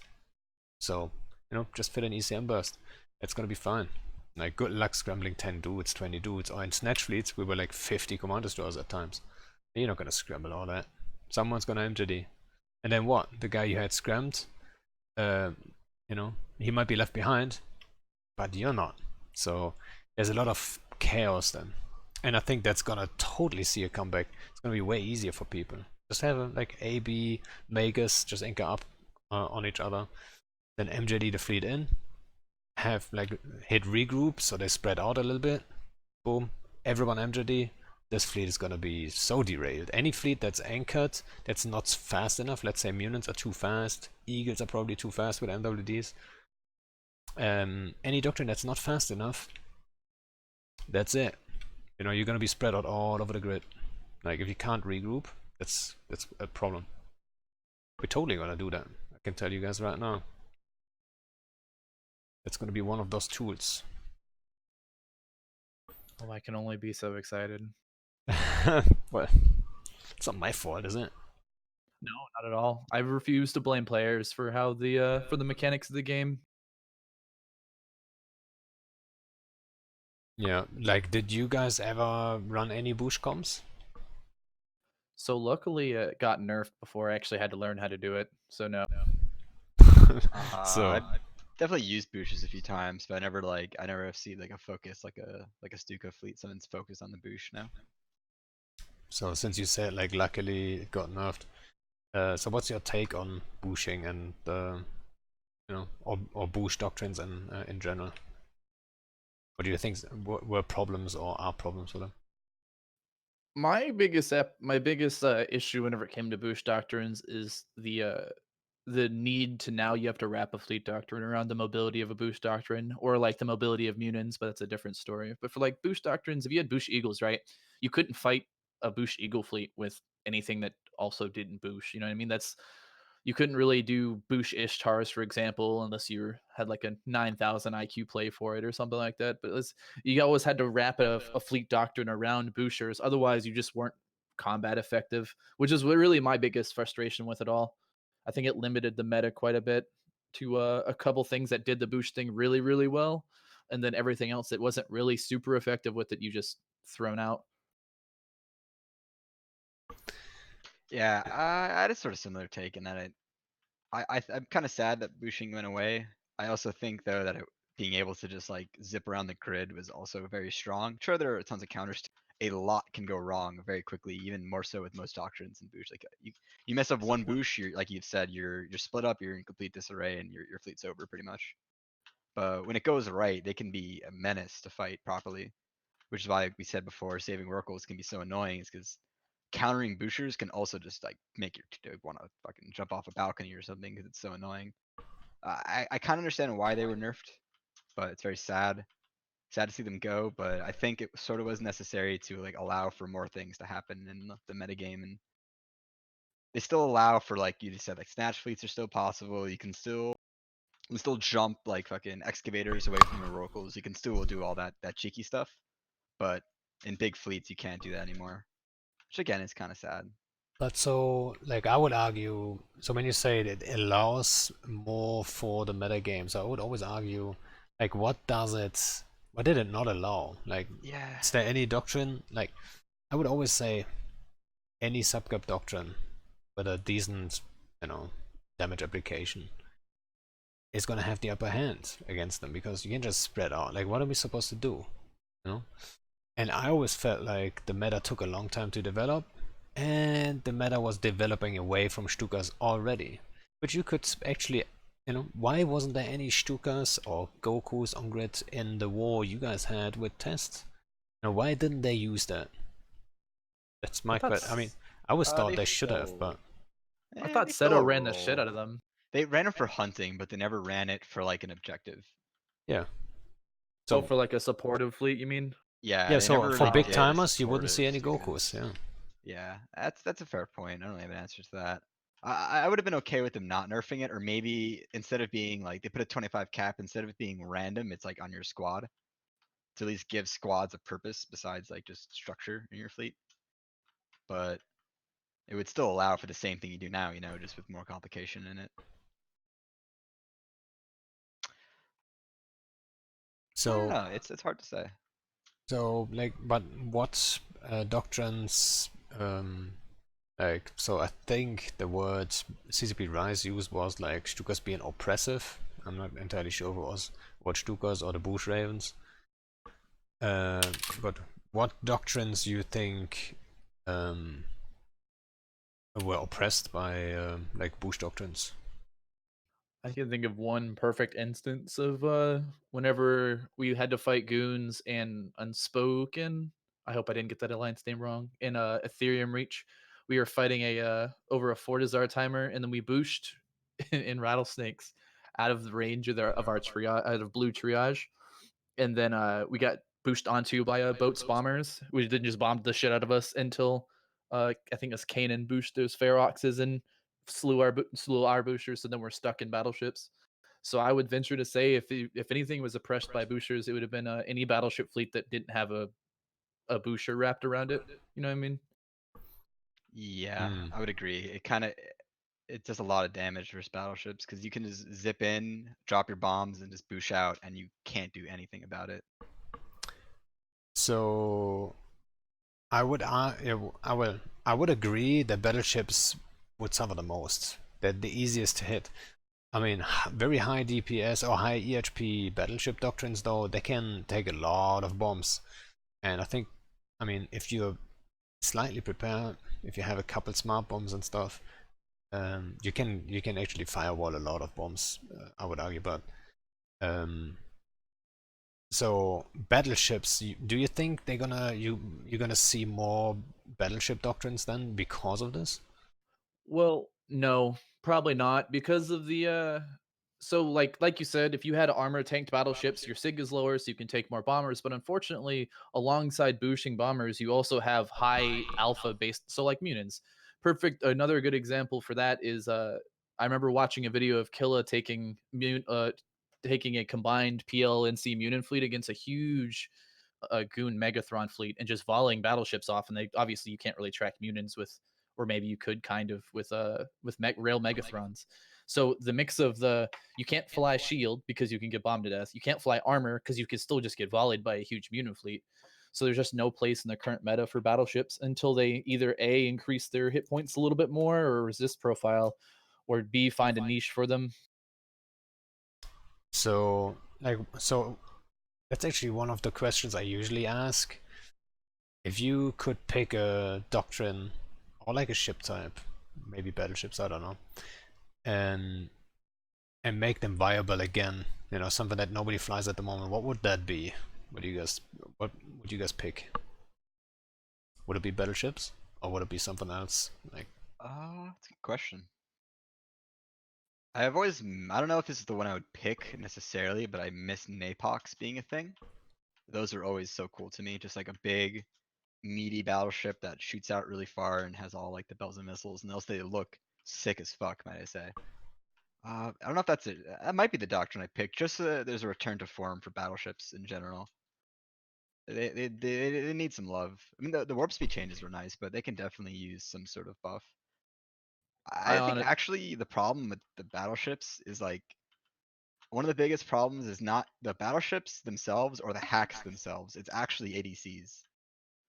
A hack with an ADC, like a Munin or an Eagle, will tank harder than a battleship for like the whatever 15 seconds the ADC is on. That's enough to live. It kind of makes it to the point where it's like, why would I fly this Maelstrom or whatever battleship I want to fly when I can just fly a Munin that does the exact same thing, is faster, is tankier, is ADC, all this stuff. There's just no reason for it, you know? so I would always think it's probably not the ADC. I'm not entirely sure on it, but I would always say it's the combination of all the things together. But I think Yeah, the range they hit at, that's kind of crazy. it's everything. It's So everything. heavy Yeah. assault cruisers, that shouldn't be a long range platform that can outrange battleships. It's like they should be forced to be at a certain range. I would say, you know, 75 km. That would be kind of the operational, like the range I would love to see them at. And then battleships would be a little bit more effective, maybe. I mean, with enough pains and a couple long range webs, you can hit that stuff, you know. Um, If and it's then like Eel will obviously, shoot out like to like over 200 km with like a standard fitting. You don't do anything crazy for it. It's insane. yeah, Yeah, and the load spike apply well, etc., etc. It's everything you need. Yeah. yeah, and the damage step up from hacks to battleships, that's just like it's almost nothing, right? Especially when it comes to range and stuff. Isn't there even like which gun was it? Was it the heavy beam laser? that's dealing. Talking So about. so the heavy beam laser, that's a medium gun. Deals more damage than a quad heavy beam laser, which is kind of funny, you know, which is a heavy Oh, it's a yeah. battleship gun. It's like that's a prime example for that problem. Like there's no advantage of flying battleships really. Yeah, you've got some more EHP, but you get alpha all the same, and then you know your travel speed is lower. You're just a big target. Yeah, hacks in general, in my opinion at least, needs some sort of nerf. Well, it's They're so unfortunately strong. it's a product of multiple failures. ADC made hacks really viable again, but it's the fact that anybody can fly a hack, and once you get a certain amount of alpha in your fleet, there's no point of flying anything else. Because like, sure you can get, I don't know, what would you used to get out of not even a slave napoc, just a regular napoc, like 280 300k EHP. Fucking pointless if you can get volleyed, which if you get 100 200 hacks, then it's probably within the realm of possibility. Yeah, like 150 meters off of that, something like that. I've Which always is not very wondered. hard for a lot of alliances to form. Yeah, I've always wondered about the. It's interesting you bring up the heavy, the gun tiering, right? So like, I always wondered why the heavy beam laser isn't equivalent to the quad, the battleship weapon of the same name, and then from there it scales up damage and loses. Because I mean, for fleet stuff, why would you even fit the lower tier weapons? You just fit the biggest ones possible, if possible, and then go about your business. Never really Yeah. made any sense to me. I don't know either. Like, and I'm not sure if there's any balance issues. At least it's nothing obvious to me, to be honest. If battleships would just get that damage buff, let's say, like all like battleship-sized guns would get a little bit more damage out of them. I don't see any problem with that. The meta wouldn't be going crazy with like So yeah, I don't think that would be tier 3 enough though. bruises. But I mean, that's one thing, you know. Pretty Like I good said, there's a stat, couple yeah. things in the way of battleships being really viable. But you know, I mean, real heavy DPS. Imagine, like, let's say a boost of 30% DPS. That would be, considerable. People would at least start thinking about battleships again. You know, at the moment, there's mechs and there's nightmares. That's basically the whole story of battleships. Nothing else is viable. Why am I missing something? Maybe No, Not for Ravens. not for like fleets, not for like big fleets, Yeah, no. Ravens in niche cases, I would say, just because the damage at the range they can hit it, you know, similar to I Bush still Ravens. think But Maelstroms are so good because they just alpha anything. But the I problem is love that no one's love flying Alpha Maelstrom. battleships. There's no one's flying the battleship doctrines for you to fly your Alpha Maelstrom against, so they're just useless right now. But they're still very good. Alpha Maelstrom, back in like 2014 in BL, we would take like 120 Maelstroms out against like PL carriers and dreads and just 2 volley capitals. Those are probably some of the most fun I've ever had like in my whole life. There's just 2 volleying a PL carrier. That's fucking obnoxious. It was so good. we actually tried to alpha rockers with Max, but we got close, super Ugh. close, but we never got it. And then I I tried with love tornadoes too, but didn't get it. alphing Rorquals with supers is the best thing ever, might I say. Get like Yeah. 5 supers to all fighter bomb salvo at the same tick, it just gets deleted. Yeah, it's nasty. But yeah, so we talked about the boost changes, a little bit at least. We talked about the boson changes, and another thing on the list, so that what they change is also dromies. So, and that's what I think also in the meta plays a big role. Obviously, capitals, the application, and their all-round capabilities are in the way. I mean, I think that's, basically all FCs agree on that. Remind me what they did to dromies again So exactly? they just turned down their webbing power. Right? Oh, by Tech like 1 5%. dromies had 15%, now they have 10, and then I think Okay. Tech 2 had 20, and now they have 15. All in all, I don't know. What do you guys think? Like, it's I the mean, right direction, I guess. it's like if you have like 10 dromies on field, what difference does it make, you know? I was gonna say, is this? I mean, they'll still stack. You don't have. I don't think you really have stacking penalties across fighters, do you? Like from 4 different. I think multiple webs will stack penalty, but like the difference is gonna be like maybe 15 MS. it's like not that much anymore. Like with these nerfs. Yeah, so So, a like, set of dromies, that's like 3 dromies. They wouldn't just stack right up, and it wouldn't make like 15 plus 15 plus 15, and that's like 45. oh no, I no. think they would You would end up like subscribe at to Panda? 35, right? That's so So They hard. stack with 35% the other speed, that's what they. dromies, not with itself. Thanks for the sub, JP. So I think it's kind of like the same JP's the issue. dude. So whenever they nerfed Hawes, they nerfed damage, not tracking. So you can still offset the nerf by applying more. So it's if only it continues to enable the whole N+1 gameplay. So okay, so now my dromies aren't as effective as they used to be. Let me just add more dromies to the to the problem. So there was a rumor. I'm not sure. I think he mentioned it actually on that Vegas presentation. He was talking about limiting the support tubes of supers to 1, and Yeah. that would make a difference, I would guess. So like the defanging, I mean, in theory, that's probably what they have in mind. Is like you just defang the fighters. Like it's not happening. If there's like 50 supers on grid, I'll I'm fang your surprised shit if off the anyone field. You in don't. TCP can describe what defanging is. I'd be very impressed if any Oh, of them actually play the game so- enough. And then also maybe for the guys watching, maybe they're not all experienced. Defang, that means a carrier, obviously fangs like a predator's fangs. Those would be the drones. So if we're talking about defanging, we're always talking about removing those drones and then kill the fighters basically. Yeah, once we're out of fighters, it's just whatever utility high slots it's got is the only thing it can do. Yeah, people So- might also talk about defanging in the terms of like a pos or something. That's the same principle. Oh, yeah. Don't miss that. No, Yeah, I right. don't. A lot of people say like, oh yeah, the pos days, those were the glory days. Oh my god. That's like the crazy Okay, you can't look me in the eye and tell me that fucking the old Sov mechanics, the old pos mechanics where fucking wrecking ball fleets happened every single day. You can't tell me look me in the eye and tell me a wrecking ball fleet was fun to fight. That shit That's was exactly. retarded. It was so stupid. Yeah. I mean, things aren't much better, but like you can't just relive the glory days and think it was so good. I What, think being whenever pause people locked in a system was fun? No, it was not fun. I think people remember what the game in its entirety. I don't think a lot of people. I think you're right. Whenever it comes to wrecking balls, like I was in waffles whenever the whole wrecking ball thing was a huge concept that was widely used. So I never really took part.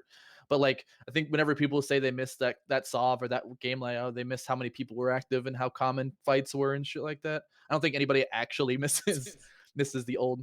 I mean, Yeah, compared to now, maybe the old Sov might seem a little bit appealing, but Yeah, something grass is always greener.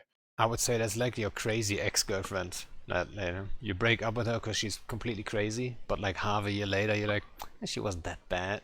Yeah, And then you have to remind yourself, no, she was fucking crazy. It's like people real forget the thirsty late bad at night. times too. It's like only the good times remain in your memory then, and after a while, you're like, that was all like great, wasn't it?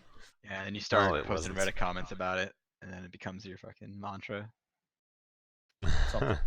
It's- But whenever people like talk about the old days, I always get so annoyed. It's like, dude, you're just remembering everything you want to remember. It was not as good as you think it was. yeah. I'd like to think there's some good and some bad. Like Of course, obviously, of course. I mean, it all depends on what aspect of it you had to deal with, whether there was more good than bad. But like, so how much soft warfare did you guys do in your time? Did you do a lot of like soft bans and stuff? Back in the, you can go first. So I've been involved in all Sov from past Sov to now, and I can tell you I hate all of it equally. At least like, so back in, oh man, I forget what the name of that Sov was with SBUs and shit like that. At least the best part about that was at least you got people on comms and hung out for like an hour or 2 hours while you ground out SBUs or ground down iHubs and stuff like that. But I don't know. I hate Fozzie Sub with like a passion, honestly. So I would argue Fozzy the approach is good. I just think Same. they didn't do it the right way entirely. I think there's too many nodes. Needs You're to gonna be lose your iterated mind on. doing this. Yeah. definitely. I think you need to cut down on those nodes, because if you have nodes spawn and they don't get finished, you have like 10 nodes in a constellation. Like, who's ever going to control that and have that in his mind and try to get a fight? Like, getting a fight is completely not what you want to do in a soft fight, and that's just bad. I think you would want to incentivize, FCs to think about, like, how do we get the fights and how do we win the fight, and not just like, oh, no, let's focus on the soft part, on like Entosa's nodes and stuff like this, and lose our fucking mind about like an Entosa getting killed in his fucking Atron. And that's like, it's just so much stress for so little enjoyment. That's why nobody does it, I would argue. That's like FCs making the calls in EVE, I would say, when it comes to campaigns, when it comes to like, what do we attack, what do we not attack, and stuff like this. You do not see anyone really going for soft, other than as a harassment campaign. And Yeah. that's just sad, I think. I think Shines hit it on the head in a Twitch chat. He said that they need a SOV system you can shoot. That was kind of the part of the payoff if you had to sit on grid in a wrecking ball fleet, like fucking max tie-dye for 2 to 6 hours, depending on how intense it was. You got a kill mail out of it at least. But meanwhile, if you spend 4 to 6 hours on a heavily contested SOV fight, what do you really get out of it as a line member or as an individual? Not a thing. There's no kill mails. There's no sense of satisfaction, because if you're just flying in a DPS ship, what do you really? You're not really winning the SOV fight, because 9 times out of 10 people are like using hit and run doctrines because that's what the mechanics require. It's just it's not very engaging for me. It's not very engaging for line members, I don't think, and it's just, I don't know. I don't think it's very fun. Yeah. So, like, something I would have, like, it's just randomly I have in mind right now is, so if you want a soft system that you can shoot, you cannot include capitals there though, because then you end up getting stuff nuked in no time, right? Because, I mean, unless you go with a damage cap again, which then also doesn't make sense to bring caps, because you can probably hit it with subcaps too. And if you design it to just be hit by caps, that's completely dumb, in my opinion, because you want smaller groups to be able to do stuff too. So it has to be subcap focused, right? And if you want something to be hit and then it's subcap focused, why not go with like a normal side, like, let's say similar to Faction Warfare, but then at the same time you would need like at least 2 entries to that side, because otherwise you're gonna end up like the guys with the most range, they're gonna jump in first and take range, and then you jump into that shit zone. Like, that's not good, right? And stuff like this. So, I don't know. I would just argue, like, whatever I just said, that might not be the perfect, but I feel like there is an approach that you can, take, and then it should be good. So I've always kind of felt that the nodes that spawn from the Entosis event shouldn't be like the main show of the Entosis event. I always felt like Entosising itself, like you have to have a fit module to your ship that can suck a thing and does it, is maybe better than the old system than just shooting it all day. It allows at least for like smaller groups to have a chance, and sort of does its job in that way. But however, Well, like you it said, if you forces have like the Entosa 15 to be tackled there, basically. Yeah. That's sort of, yeah, the that idea, part's yeah. kind of silly. Oh, You can do like the like command destroyers where you just boosh out, but it's still not that great. Yeah, well, those are great, but I would argue that's probably a good approach, because like, how Well, frustrating what I was must gonna that say, be? what I was gonna say was that it'd be cool as well if the iHub itself was toastable throughout the entire fight. Oh, the entire event. Every time you cycle, it increases the progress by like 1 or 2%, while the nodes give you like the 6 or 7% that they give now. So there's an incentive to do the nodes, but there's also an incentive to actually control the iHub grid itself. So you can constantly get a little bit of progress every time. That gives you more of like a concrete objective that you can actually fight over. As that Yeah. grid for the iHub that will always give you progress on the actual event.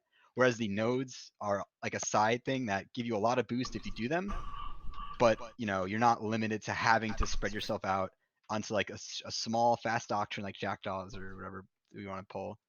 That's just running around every Entosis node like with the fucking chicken like its head cut off. Yeah, I totally get what you mean, and I'm not sure if I made a post about that before on Reddit. I'm not sure if it was included on any of the Reddit posts, but what I always thought was cut down on these massive amounts of nodes and just have like 3 or 4 nodes, and then instead of having this like, oh yeah, if you impose a node, you get like, I don't know how many percentages. I think it's 6. You should just have a timer, right? Depending on how much the what's it called, defense ADS? ADM. ADM, exactly. So the active defense modifier, however how high that is, that's how long the timer should be. So if you're an attacker, you have a timer, and the defender got a timer. Let's say it's 10 minutes now, if it's super low ADM. If I control the majority of those nodes, my timer is ticking down. If you start controlling yours, your timer is ticking down. And I would make up for like a cool race, but it would also be limited, because a lot of times you have the timer and it goes back and forth. You kill each other and tosers, but So kind of like ages. Battlefields, like objectives, where you capture the objectives and it removes tickets from the enemy team. And like at the end of the timer, whoever runs out of tickets or whoever has the lowest at the end of the timer wins. yeah, true, yeah, And that's like very similar. the nodes are stagnant, like they don't move around the constellation. So they just spawn, and that's how it is. Yeah, so I would say the nodes are stagnant, and the higher the ADM, the more nodes, the more often those nodes would respawn. So you can have, let's say there's 10 minutes on like a node. If you control a node and it's just lucky in your system that you control already, you can make that and you get those 10 minutes progress, but it's an ADM 2 or 3 system. So you're not done with just controlling it for 10 minutes. You have to control it for another 10 minutes or so, or an extra 5 minutes just. And then that node that you had, it's going to respawn somewhere else in the constellation. Might just be in my system that I control. Right? So Yeah, I think there is a idea then. Yeah, I think like a balance like that would probably be the right approach, instead of this, like, I can't even stress it enough. It's so tedious. It's like it's just you either have to have like 5 different fleets all with their own like coordination and structure, and you all like hand out a system and you just guard that one system, or otherwise you're just gonna fucking make no progress, because you can't juggle 8 nodes at once with like 1 or 2 fleets. It's just too much. Or worse is you're trying to assault into a region and there's only one system that isn't sino-jammed, and you have to try to assault into that one system where there's Which is supers where they waiting. want you to go, yeah. Exactly. So it's the sino jammers, like another discussion. I'm glad they're increasing the range of the anchor.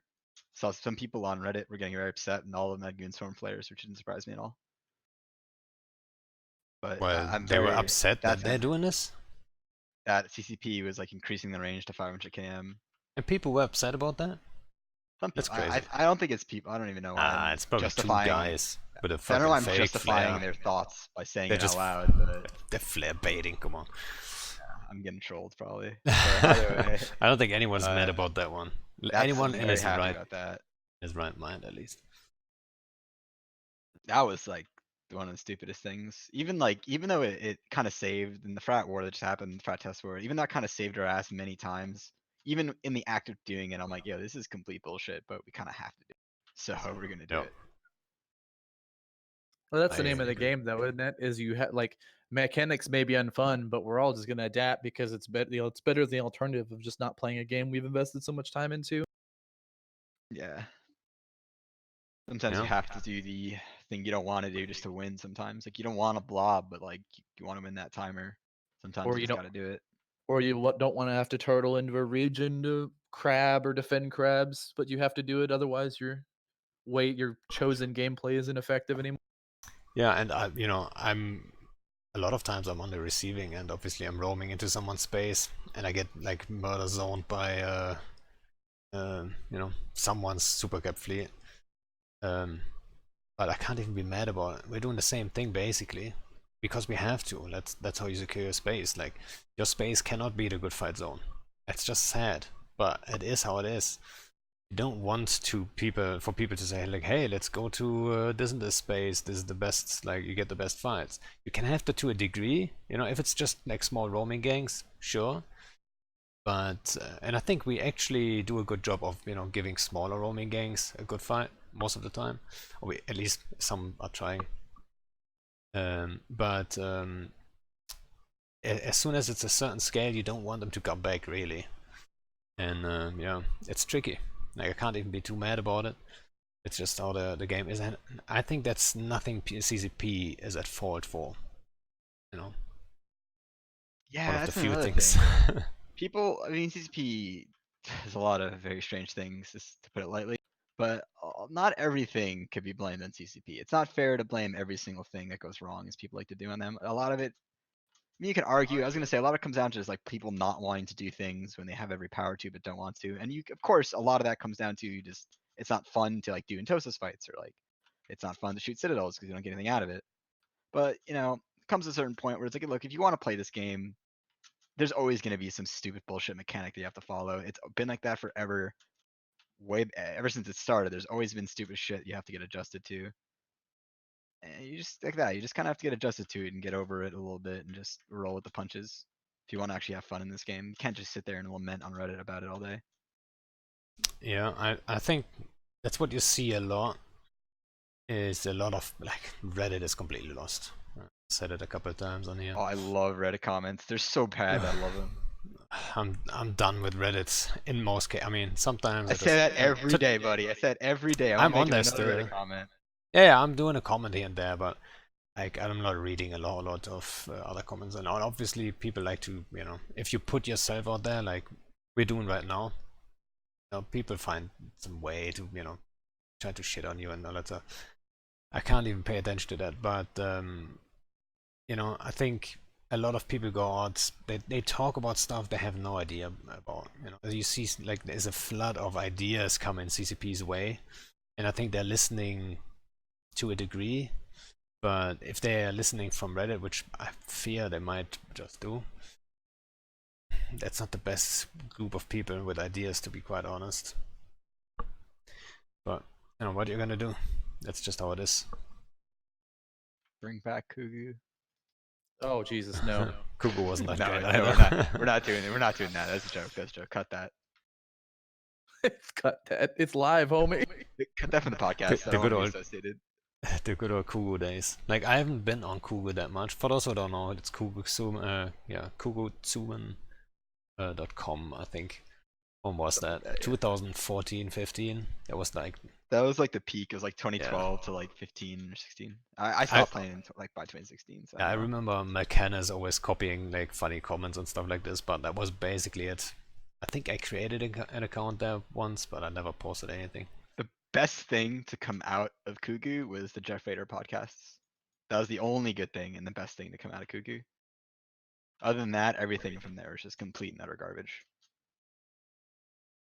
I remember it was always if you just got spanked in a fight or something like that, and you had That to was fucking the you had to suffer through the Kugu posting for a good day. Like with now Reddit, it's a like, Reddit you could just, posting. I mean, I can ignore a Reddit post really easily because you're Sure. always reliant on there's like 500 nerds who want to post their stupid ass ideas on Reddit for CCP to not read because they're dumb. So like if I have to see one more post about the Capitol bombers, even though it kind of talked about at Vegas, I'm gonna lose them. You know We what? can That's transition actually to that. yeah, exactly. That's actually one of the things on the list. I haven't talked about that all that much yet. You know what? I was on the Meta show like 2 weeks ago, a week ago. I don't know. But they wanted to like talk about all, and I'm like, dudes, like they said they thought about it. Like, why are we even talking about this now? Because like there's no info on this whatsoever. People have always dreamed of this, but Yeah. you It know, needs to be like rock solid implementation for it to be okay. I can just see it being so either utterly broken or utterly useless very, very easily. one side is gonna complain. That's all I know. No matter what. No matter Yeah. what, yeah. Side is gonna cry. That's always how it goes, to Well, be fair though. we need more tools to kill capitals though. So like, let's hope they, go towards that side of killing stuff. But yeah, it's very hard to balance, I think. But we'll see.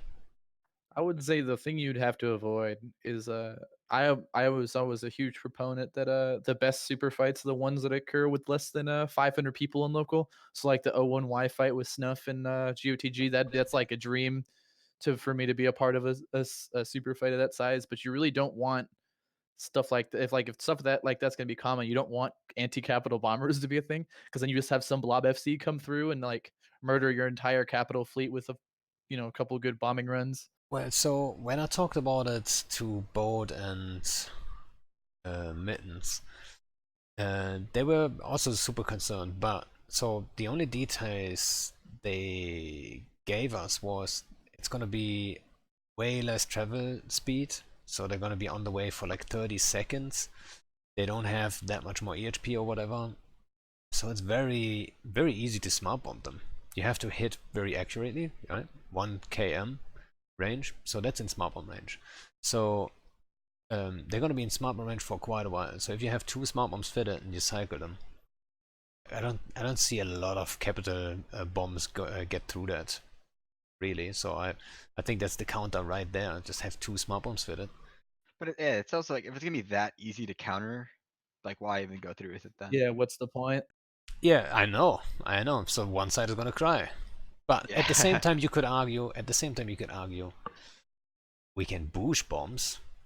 You time it right. Or you could argue you could cap him out first. If he's capped out, then you can bomb him. Faxes can always cap you up, but hey, or maybe he makes a mistake and there's an opening. Maybe it's worth a shot. I mean, technically, you're not gonna stagger them, so you can't hit them all at once because they're gonna blow each other up. So you have to stagger them like at least with a tick in between. So not all bombs are gonna get through no matter what if he has a smart bomb running. But yeah, I don't know. I don't think there's much to talk about. So I don't think it's even happening. Quite honestly. It's an idea that honestly needs to be fleshed out a lot more before you can really accurately speculate on it. Yeah, I would agree. Yeah. I don't think that's coming, actually. I don't think I it think is that's either, complete but- bullshit, to be honest. But yeah. You never know. Yeah, I mean, they've surprised us before. I mean, they've certainly surprised me. So, like another thing though, you guys are, so Blazingbunny part of a big coalition, Doombunny more of a smaller independent group.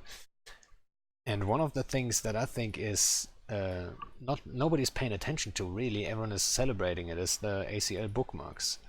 And Oh yeah. I brought it up before because I think, especially for Wormhole space, I cannot believe the Wormhole guys are not like they're all this so smart, at least they claim. So they don't see a problem with ACL bookmarks. That's gonna be the coalition tool then. I feel like there's gonna What do be you mean? warmer coalitions are official with that move. Well, so bookmarks have always been the limiting factor for Wormhole corps. Like they didn't stay in corps only because they had the Wormhole Bushido going and they were so honorable. No, it was very much the bookmark problem. Because you can, bookmark for a corps, but you can't bookmark for an alliance. It's the only reason, really. And that's gonna change. And I think people don't see that coming. I'm surprised nobody's talking about it. I never considered it from that angle. I saw it as pretty much just a good thing, but I didn't consider it that way. Yeah, the only really impact for null alliances or null blocks is, I mean, now I can, instead of having 1,000 corps having to bookmark because I know spots on keep stars, you can just have one for the alliance, or not having to bookmark your content holes 1,000 times. But I mean, it's already.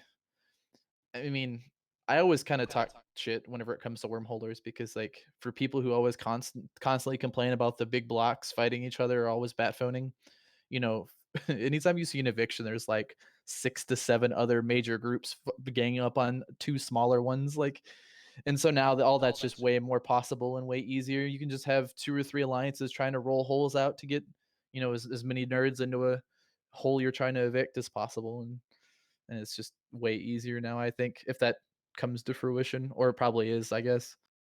And not to shut Yeah. wormholers, but because I would say in general, a good wormholer is better than your average good nullsec PvPer. But they also like to think that fitting an ECM and a newt onto their ship makes them better than everyone in the whole game, which it just doesn't. I'm sorry. But yeah, I agree. But either way. But so, by the way, guys, it's weird. Like I'm always aiming for 2 hours. We're at 2 hours right now. So if it's getting late for one of you guys, we can just shut it down. I Just might let have you to know. bounce in like a little while, but you can like, round it to Yeah, a nice ending. Have a it's problem with that. yeah. So bookmarks are one thing, which, like I just said, it's gonna promote coalition business all over the space. K-space too. I think coalitions have a way easier time coordinating and doing stuff. Oh yeah, you got the open. Yeah, it's in ACL bookmarks.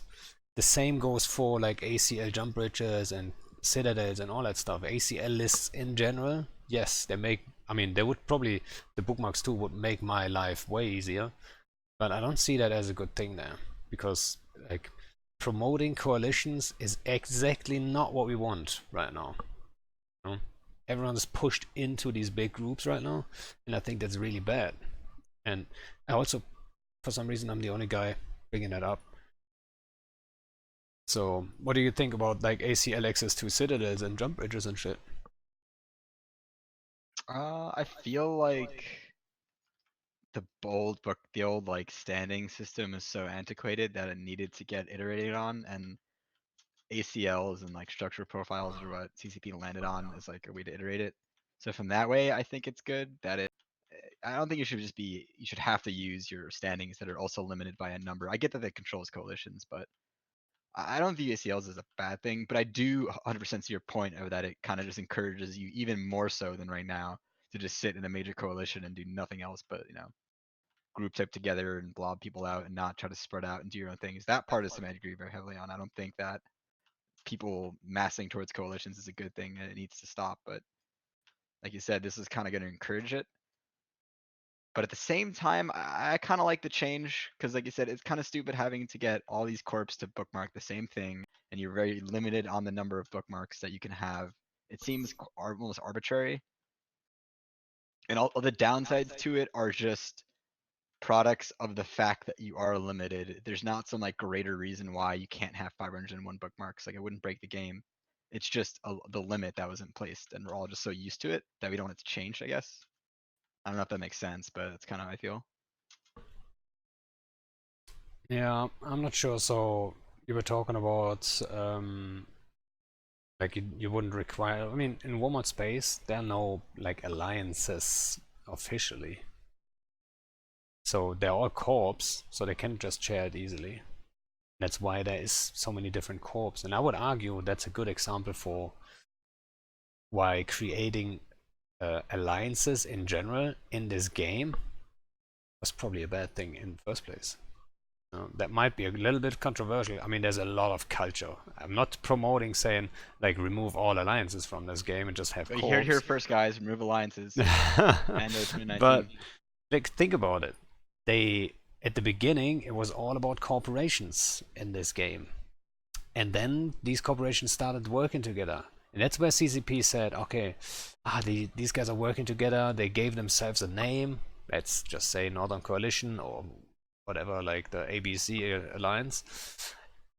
And then these alliances started working together. And then they went like, oh yeah, we are now the La La La coalition, right? That's this step from corporations to alliances even made coalitions a thing in the first place. Because I don't think it would be easy to get all these corps organized. There would be mega corps, like goons obviously would be huge and stuff like this, and corps would be working together, but it would definitely not promote the coalition side of things like it is right now. And I think that would be that was a mistake back in the day. Just gonna say it.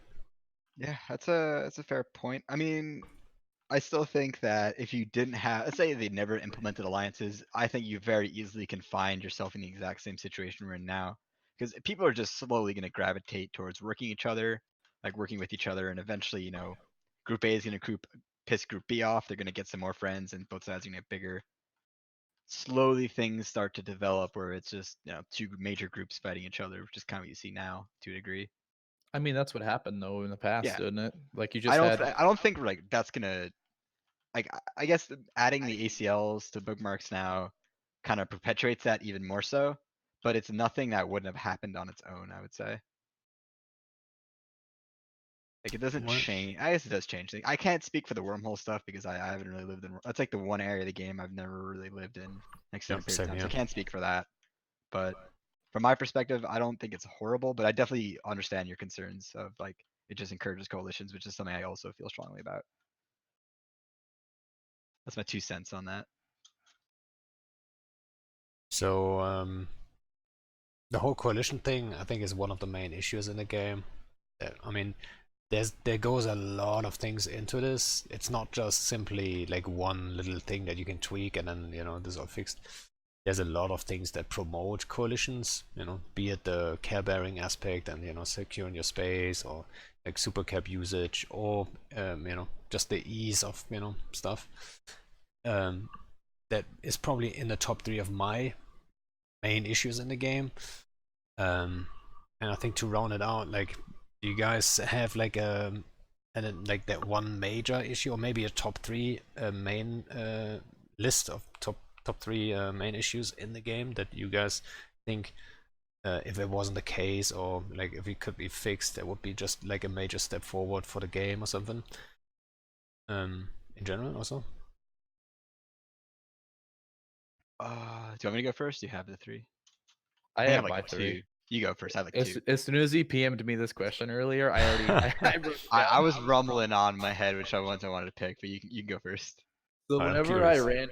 ran for CSM, I ran on like the premise of a couple, like 3 major things. I hate skill injectors. I've hated them since they were announced. I hate them now.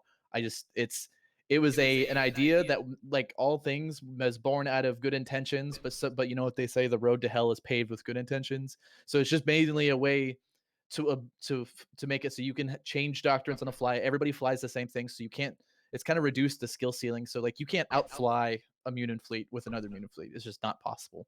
You have the same capabilities, the same whatever, and it only makes it worse where these massive alliances, these massive coalitions get to all fly mutants or all fly eagles, or in extreme cases just inject into mass super and titan alts.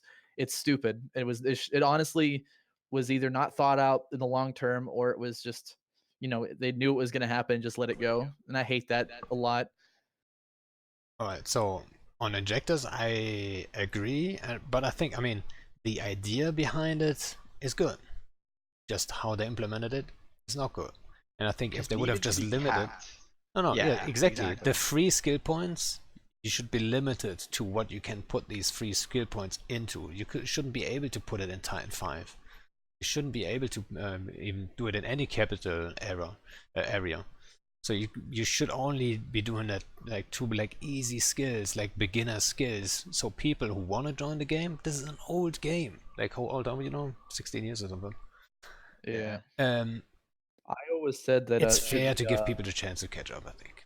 So yeah. It should just be for like like all your support skills and like tech 1 gun and hull skills. You should not, like you said, you shouldn't be able to inject 80 mil SP and get a Titan pilot with max everything out in 20 seconds. That I part, agree. when I came back to the game in like I took a break at the end of like, by 2015, I started to take college more seriously, and then came back in 2018. So I missed the entire implementation of skill injectors, and I had to come back and learn about all this. And I thought just the fact that there's like the depreciating value of it. You get like 100 km whatever SP past a certain point. But that doesn't matter to someone who has like so much ISK that they don't know what to do with it. They can just get tons of Titan pilots like that. I just never understand how there's no like hard cap on the amount of SP you can inject. I That would seems like so to simple see to it. me. I would like to see it capped so you can only use free SP, like from login events and shit like that for skills you can train as.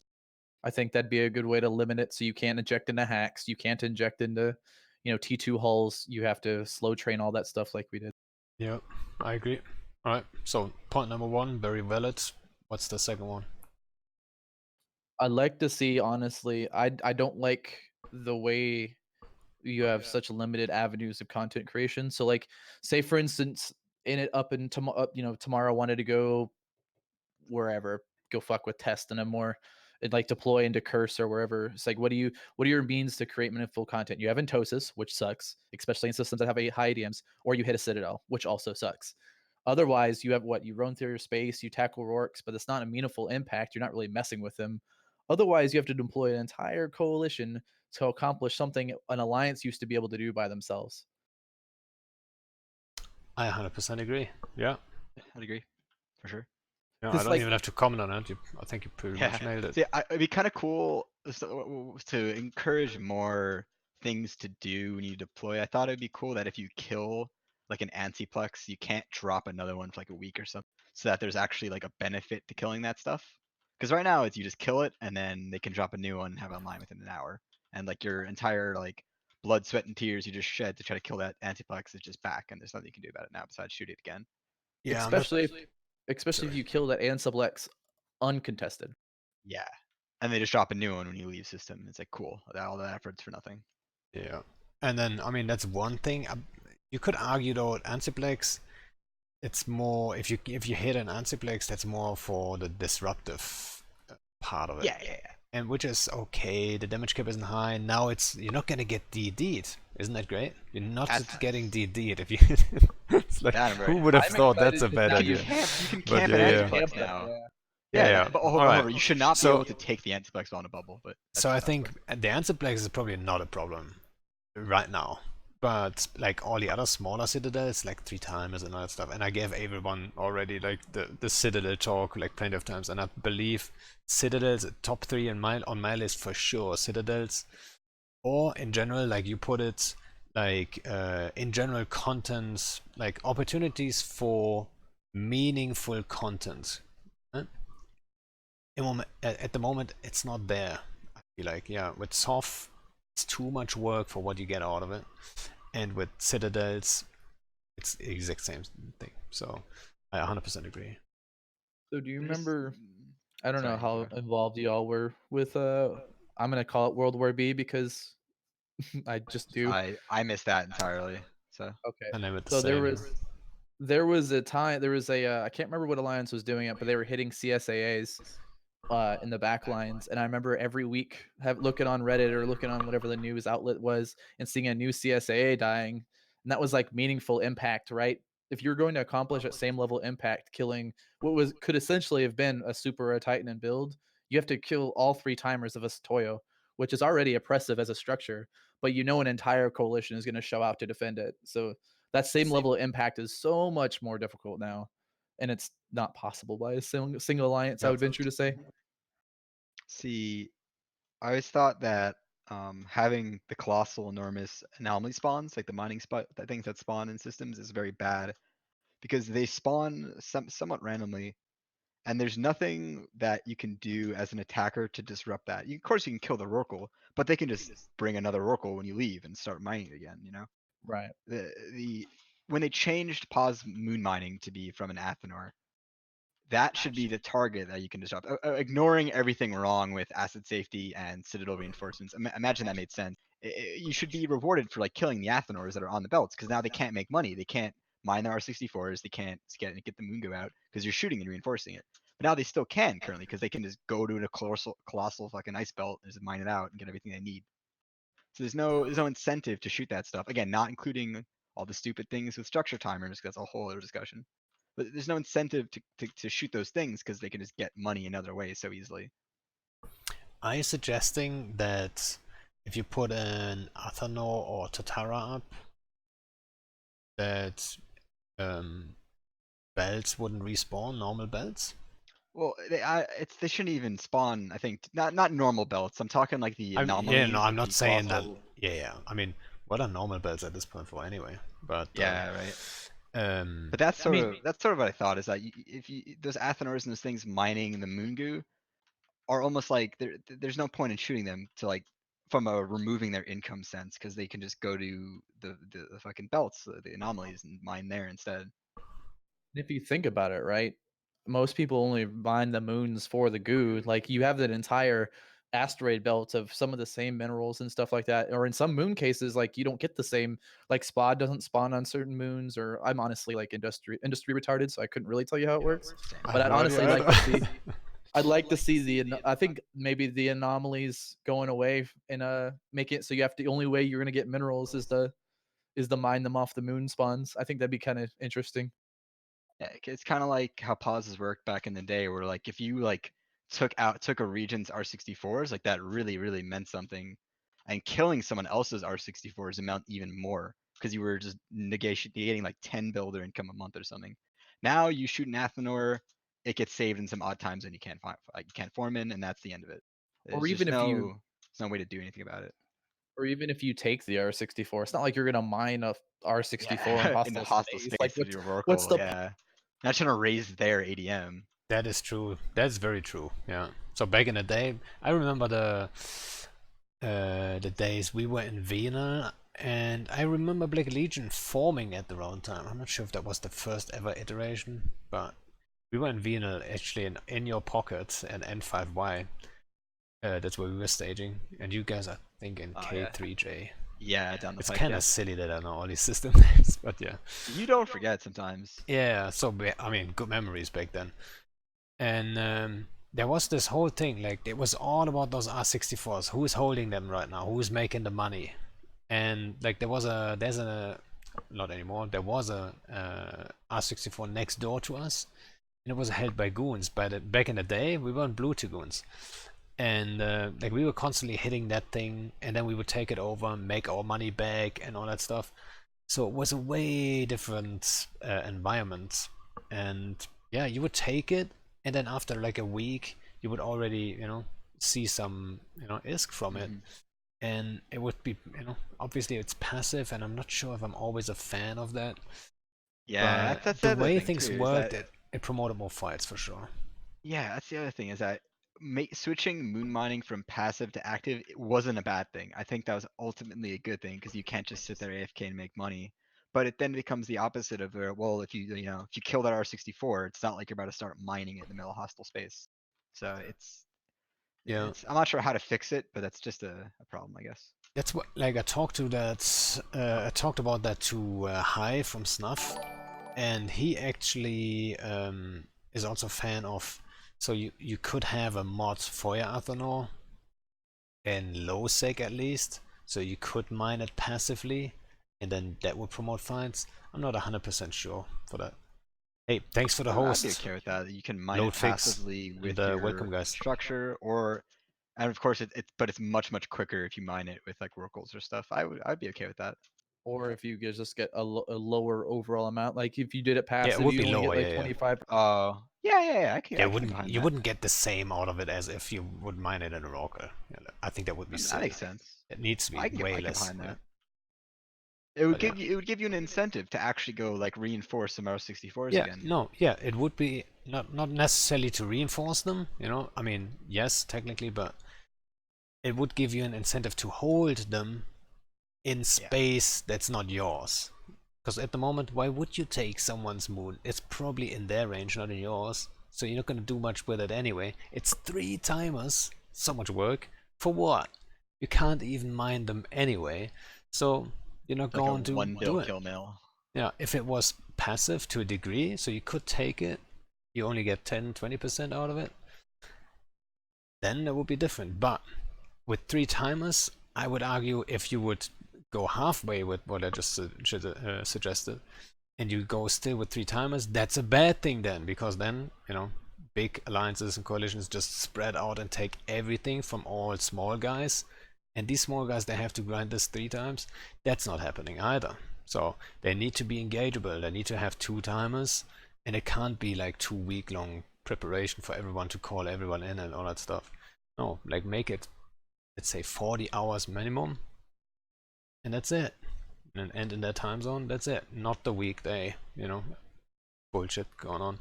So small groups can kill that. I'm gonna say something else I have to say for my 3 things. Alright, so actually that was number... Wait a second. No, your number 1 was injectors, number 2 was missing... creation options. Exactly, opportunities for content creation. And so, what's number 3? Infinite scaling, but that kind of ties into injectors and stuff like that. The fact that you can inject into any ship and then just form a massive fleet at like back in the day, whenever I flew in goons, we flew battleships because no one ever fathomed the idea of flying a navy battleship or a hack or a T3 fleet, just because if you whelp the entire fleet, you couldn't sustain it back then. But now, and then the way you got around that is your higher SP, higher income alliances like PL or Black Legion or those alliances of the day would fly higher SP ships, but you could use things like transversal and stuff like that to get past the blob, but you can't do it anymore because everybody flies the same ships, which was always my gripe. There's not a high skill ceiling anymore, I guess. Yeah, the playing field has been leveled for better and for worse, I would say. I'd agree with that. Someone was actually talking about that in our Discord the other day. They're like, it feels like we are not like someone who used to be in Black Legion like way back in the 2011, 2012, like its heyday. Like it doesn't feel like we're like, the elite PvP like it used to be. I'm like, it's just really because everyone's gotten better and everyone understands the game more, and skill injectors have made the playing field so level that it just takes some ISK or some real life money and you can fly a hack. And back in the day, not any idiot can fly a hack. You actually have to like train for it. It takes like a year of your character to fly a hack efficiently. Now it takes you 10 seconds. So Yeah. that's for better and for worse. Some could argue that's good. Some would argue I think it's overall the ease of access is bad, but yeah. So is that also in your top 3 then? I'm trying not to steal this top 3. I'm trying to pick 3 different ones. All right, then go ahead. And then what's your number 1 then? I've been complaining about those same 3 things for like the past year and a half. It's so I've rehearsed it. But yeah, I feel that. but before you start, like, there's nothing wrong. Like, if you would say you have like the 2 out of the 3 outs on your top 3, I mean, obviously, like, I'm trying to talk to a lot of FCs like every time. So if there's actually an obvious agreement of all FCs, that might not be a bad thing overall. You know what I mean? So go for your top 3, not the next 3. I would say in my top 3, no order. Number 1 is the fact that structures. So when you set the reinforcement window for your structure, you get to pick both the time and the day. You always know when this gets shot, it's coming out Wednesday night in your prime time zone. You can't do anything about it. At least back in the old pause system, even if, with Straunt and all that, even if they logged in their like fucking pause setting character and changed the Straunt, you can at least get a say in the day that it came out. You can force it to be a weekend timer. So obviously people have way more flexibility on a weekend, not having to go to work or school or whatever. Now you don't have that flexibility because they get to pick, it comes out at 1400 on Tuesday and go fuck yourself if you want to do anything else. You have to be there at that time, which like if you're Black Legion, we play like 2300 to 0500 in the US time zone. We can't be there at that time and on a Tuesday. That's when people go to work, That's something to me that's like my number 1 gripe is that you can't get a say in shooting a structure, which is, pretty big deal for a lot of things. I absolutely agree. And I think you don't even have to discuss that. I think Blazingbunny, you probably agree too. Yeah, it That's just strikes the issue. me. It's the issue we're running into pretty heavily whenever it comes to fighting up north against GOTG, who's predominantly like Sydney to Poland time zone where we're not strong at all. Just wish there was a counterplay is the only thing I would add. Yeah. Intosis at least has that to a degree where it comes out 2 days after the fact. So you can like Intosis on a Thursday or Friday and it will come out on a weekend.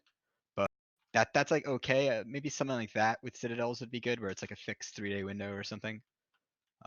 But that's I guess number 1 for I me. agree. What's number 2? Number 2 is probably just also going to be skill injectors in general, because every problem that has gone wrong, Rorquals, Cap Umbrellas, everything can also be traced back to injectors, honestly. Like every time I think about what goes wrong, it just goes back to injectors. Yeah, so I agree, but at the same time, what are you gonna do at this point? I think that's so that was the damage is done. Yeah. But you can make it not be any worse. So that was a lot of the pushback I got whenever I was running for CSM is like, so what does it matter at this point? How do you nerf the ones that already exist? It's like, well, you can't. But you know what you can do is stop it from getting any worse than it already is. I don't think the damage already being done should stop you from making corrective measures. I think it's a even better reason for you to do it. So before we get to the point where there's 2,000 Titans on one side and there's no point fighting that guy. Yeah, I mean, They shouldn't announce it though. Just imagine they're Yeah, gonna I was saying they implement a should just rip the fix. band-aid and just be like, yo, this is happening right now. Yeah, Deal with it. no, yeah, exactly. They can't say like, oh yeah, next week we're gonna remove injectors. Because People are everyone's gonna go gonna move crazy. injectors. It's gonna go Yeah. crazy. They literally need to rip the band-aid and be like, yo, so at this downtime we did this, and I here would it love is. it though. We're not changing it. Just for the chaos, I would love it. But yeah. Chaos era, dude. Bring it Chaos back. era. Yeah, that's true. That's true. Bring the Oh, chaos. that's my number 3rd issue. Perfect timing. Number 3rd issue. What the fuck is Chaos era? They brought the blackout. Okay, that was great. They brought like the Trig invasion. That was pretty cool. Then they like nerfed Sinos. Okay. You forget about the Drifter invasion. And then that's it. I think I mentioned like the Trig Drifter, not Trig invasion. The Drifter invasion was like kind of cool. I thought it was like very neat little development in like the lore. And then they took Blackout and then ripped the rug out from under that within a month or two, for better or for worse. And then what? Like what comes next? They set it up as like this big thing that to get excited over, and now I'm just sitting here waiting. Okay, like what chaos can I, capitalize on to make fun for people and my corp to go have fun shooting things? Yeah, it there's nothing. seems. Yeah, it seemed very out of a mood kind of thing. You know, Yeah, someone but was just in the it's- mood. But so chaos era. When we talk about blackout, I talked about that a couple times. Like if done right, yeah, remove the entire local and then go back, but then iterate on it. Use what you learned, and that's what I'm missing right now. that's the problem. I'm not agreeing with like complete local removal would have been the red move. I would agree though saying once you did that step, it's better to leave it like that with no local at all than bringing it completely back, because it's like the worst out of two worlds. It definitely me. soured me for like 3 weeks. I didn't even play for like 2 or 3 weeks after Blackout came back. I just didn't want to think about Eve. It pissed me off so much. That they wouldn't even do anything about it. They wouldn't iterate it at all. Like It it's just so, was. It was but it's here. delayed. Everybody was enjoying it, and then it went away.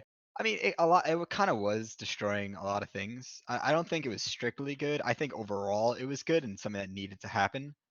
But like, why would you just remove it and not even put like a delay or something in local to give That's exactly what I'm like- hoping. I hope they're still working on this, and it's just like maybe it turns out to be more work than expected. I mean, they're focused on NPE stuff right now, but yeah, it's 100%. If you start this experiment, and that's how they named it themselves, they should have several solutions already in mind. You know, they're like, okay, Yeah. if this goes this way, we can iterate like this, and if this goes that way, we can iterate like that. Like I'm It totally was down supposed to for be, that. yeah, it was supposed to be temporary. Like everyone knew it, like they said it. It's not gonna stay, so you can't be too mad about them rolling it back. I think at the same time, though, we can expect them to, everyone had more expectations that they, come back and say, okay, this is what we learned, and this is how we're gonna do it now, and that's just not happening at the moment. It's, I totally get it. And what about the rest of the Chaos era, the Drifter stuff? I think it wasn't too impactful. I didn't lose my mind about it. I thought it was cool that these OP I ass laughed. NPCs just Wasn't too came out of bad, yeah. nowhere, just owned everyone's shit. I thought that was hilarious. Yeah, it was really funny for a while. I'm not gonna. I actually had a couple friends, like IRL friends that know I play Eve, like message me and be like, "Hey, like, I saw this like Reddit post about like these NPCs coming out and like destroying things," and actually, I guess it got them some publicity because like people who I would never touch Eve in my life were messaging me about it. So I guess it was a success in that regard. But like, there's still waiting on some chaos, guys. Still waiting. Yeah, I'm all up for chaos. Bring it in. Like, I mean, Yeah. most of my fights are complete chaos, so If that's you've been kind in of the what I Doombunny like. fleet, you know my FCing is fucking chaos. So no more spaghetti You know what? in the Italian restaurant. There's some groups that are really good at chaos stuff, and there's some groups that are really good at, being perfectly organized and then keeping it organized. As soon as there's chaos, they're, breaking Someone apart. told me which is the kinda other day interesting. that the best fleets I run are the ones where we have no idea what the plan is and we just stumble upon something like a stupid oracle or something. And I'd probably agree with that. I think every time I organize a fleet, it goes terrible. But every time I'm like, hey, let's go just try to do something, it works out amazingly. I don't know what that says about me, but I always enjoyed whenever you sit down, you make a plan, especially if it's over a strategic objective, and then that plan just goes out the window because some unforeseen variable came in or something you didn't expect was going to happen, and then thinking on the fly is a lot of. Yeah, that's the fun part of seeing is trying to just get yourself out of this hole that you're now in because you didn't know what was gonna happen or like some other guys came to come in the fun. It's always fun. On your feet problem solving. Yep. I think so too. Alright guys. We are 2.5 hours now. I think we should shut it down. Is there anything you guys want to add, maybe? Like something you couldn't bring in earlier? Or, anything? Alright. I don't think so. Alright then, guys. Thanks for doing that. Thanks for joining me, and I hope the guys on stream also enjoyed it. And yeah. See you guys. Yep. See you guys on the next one. Yeah, thanks for having us on, man. Yep. Nothing.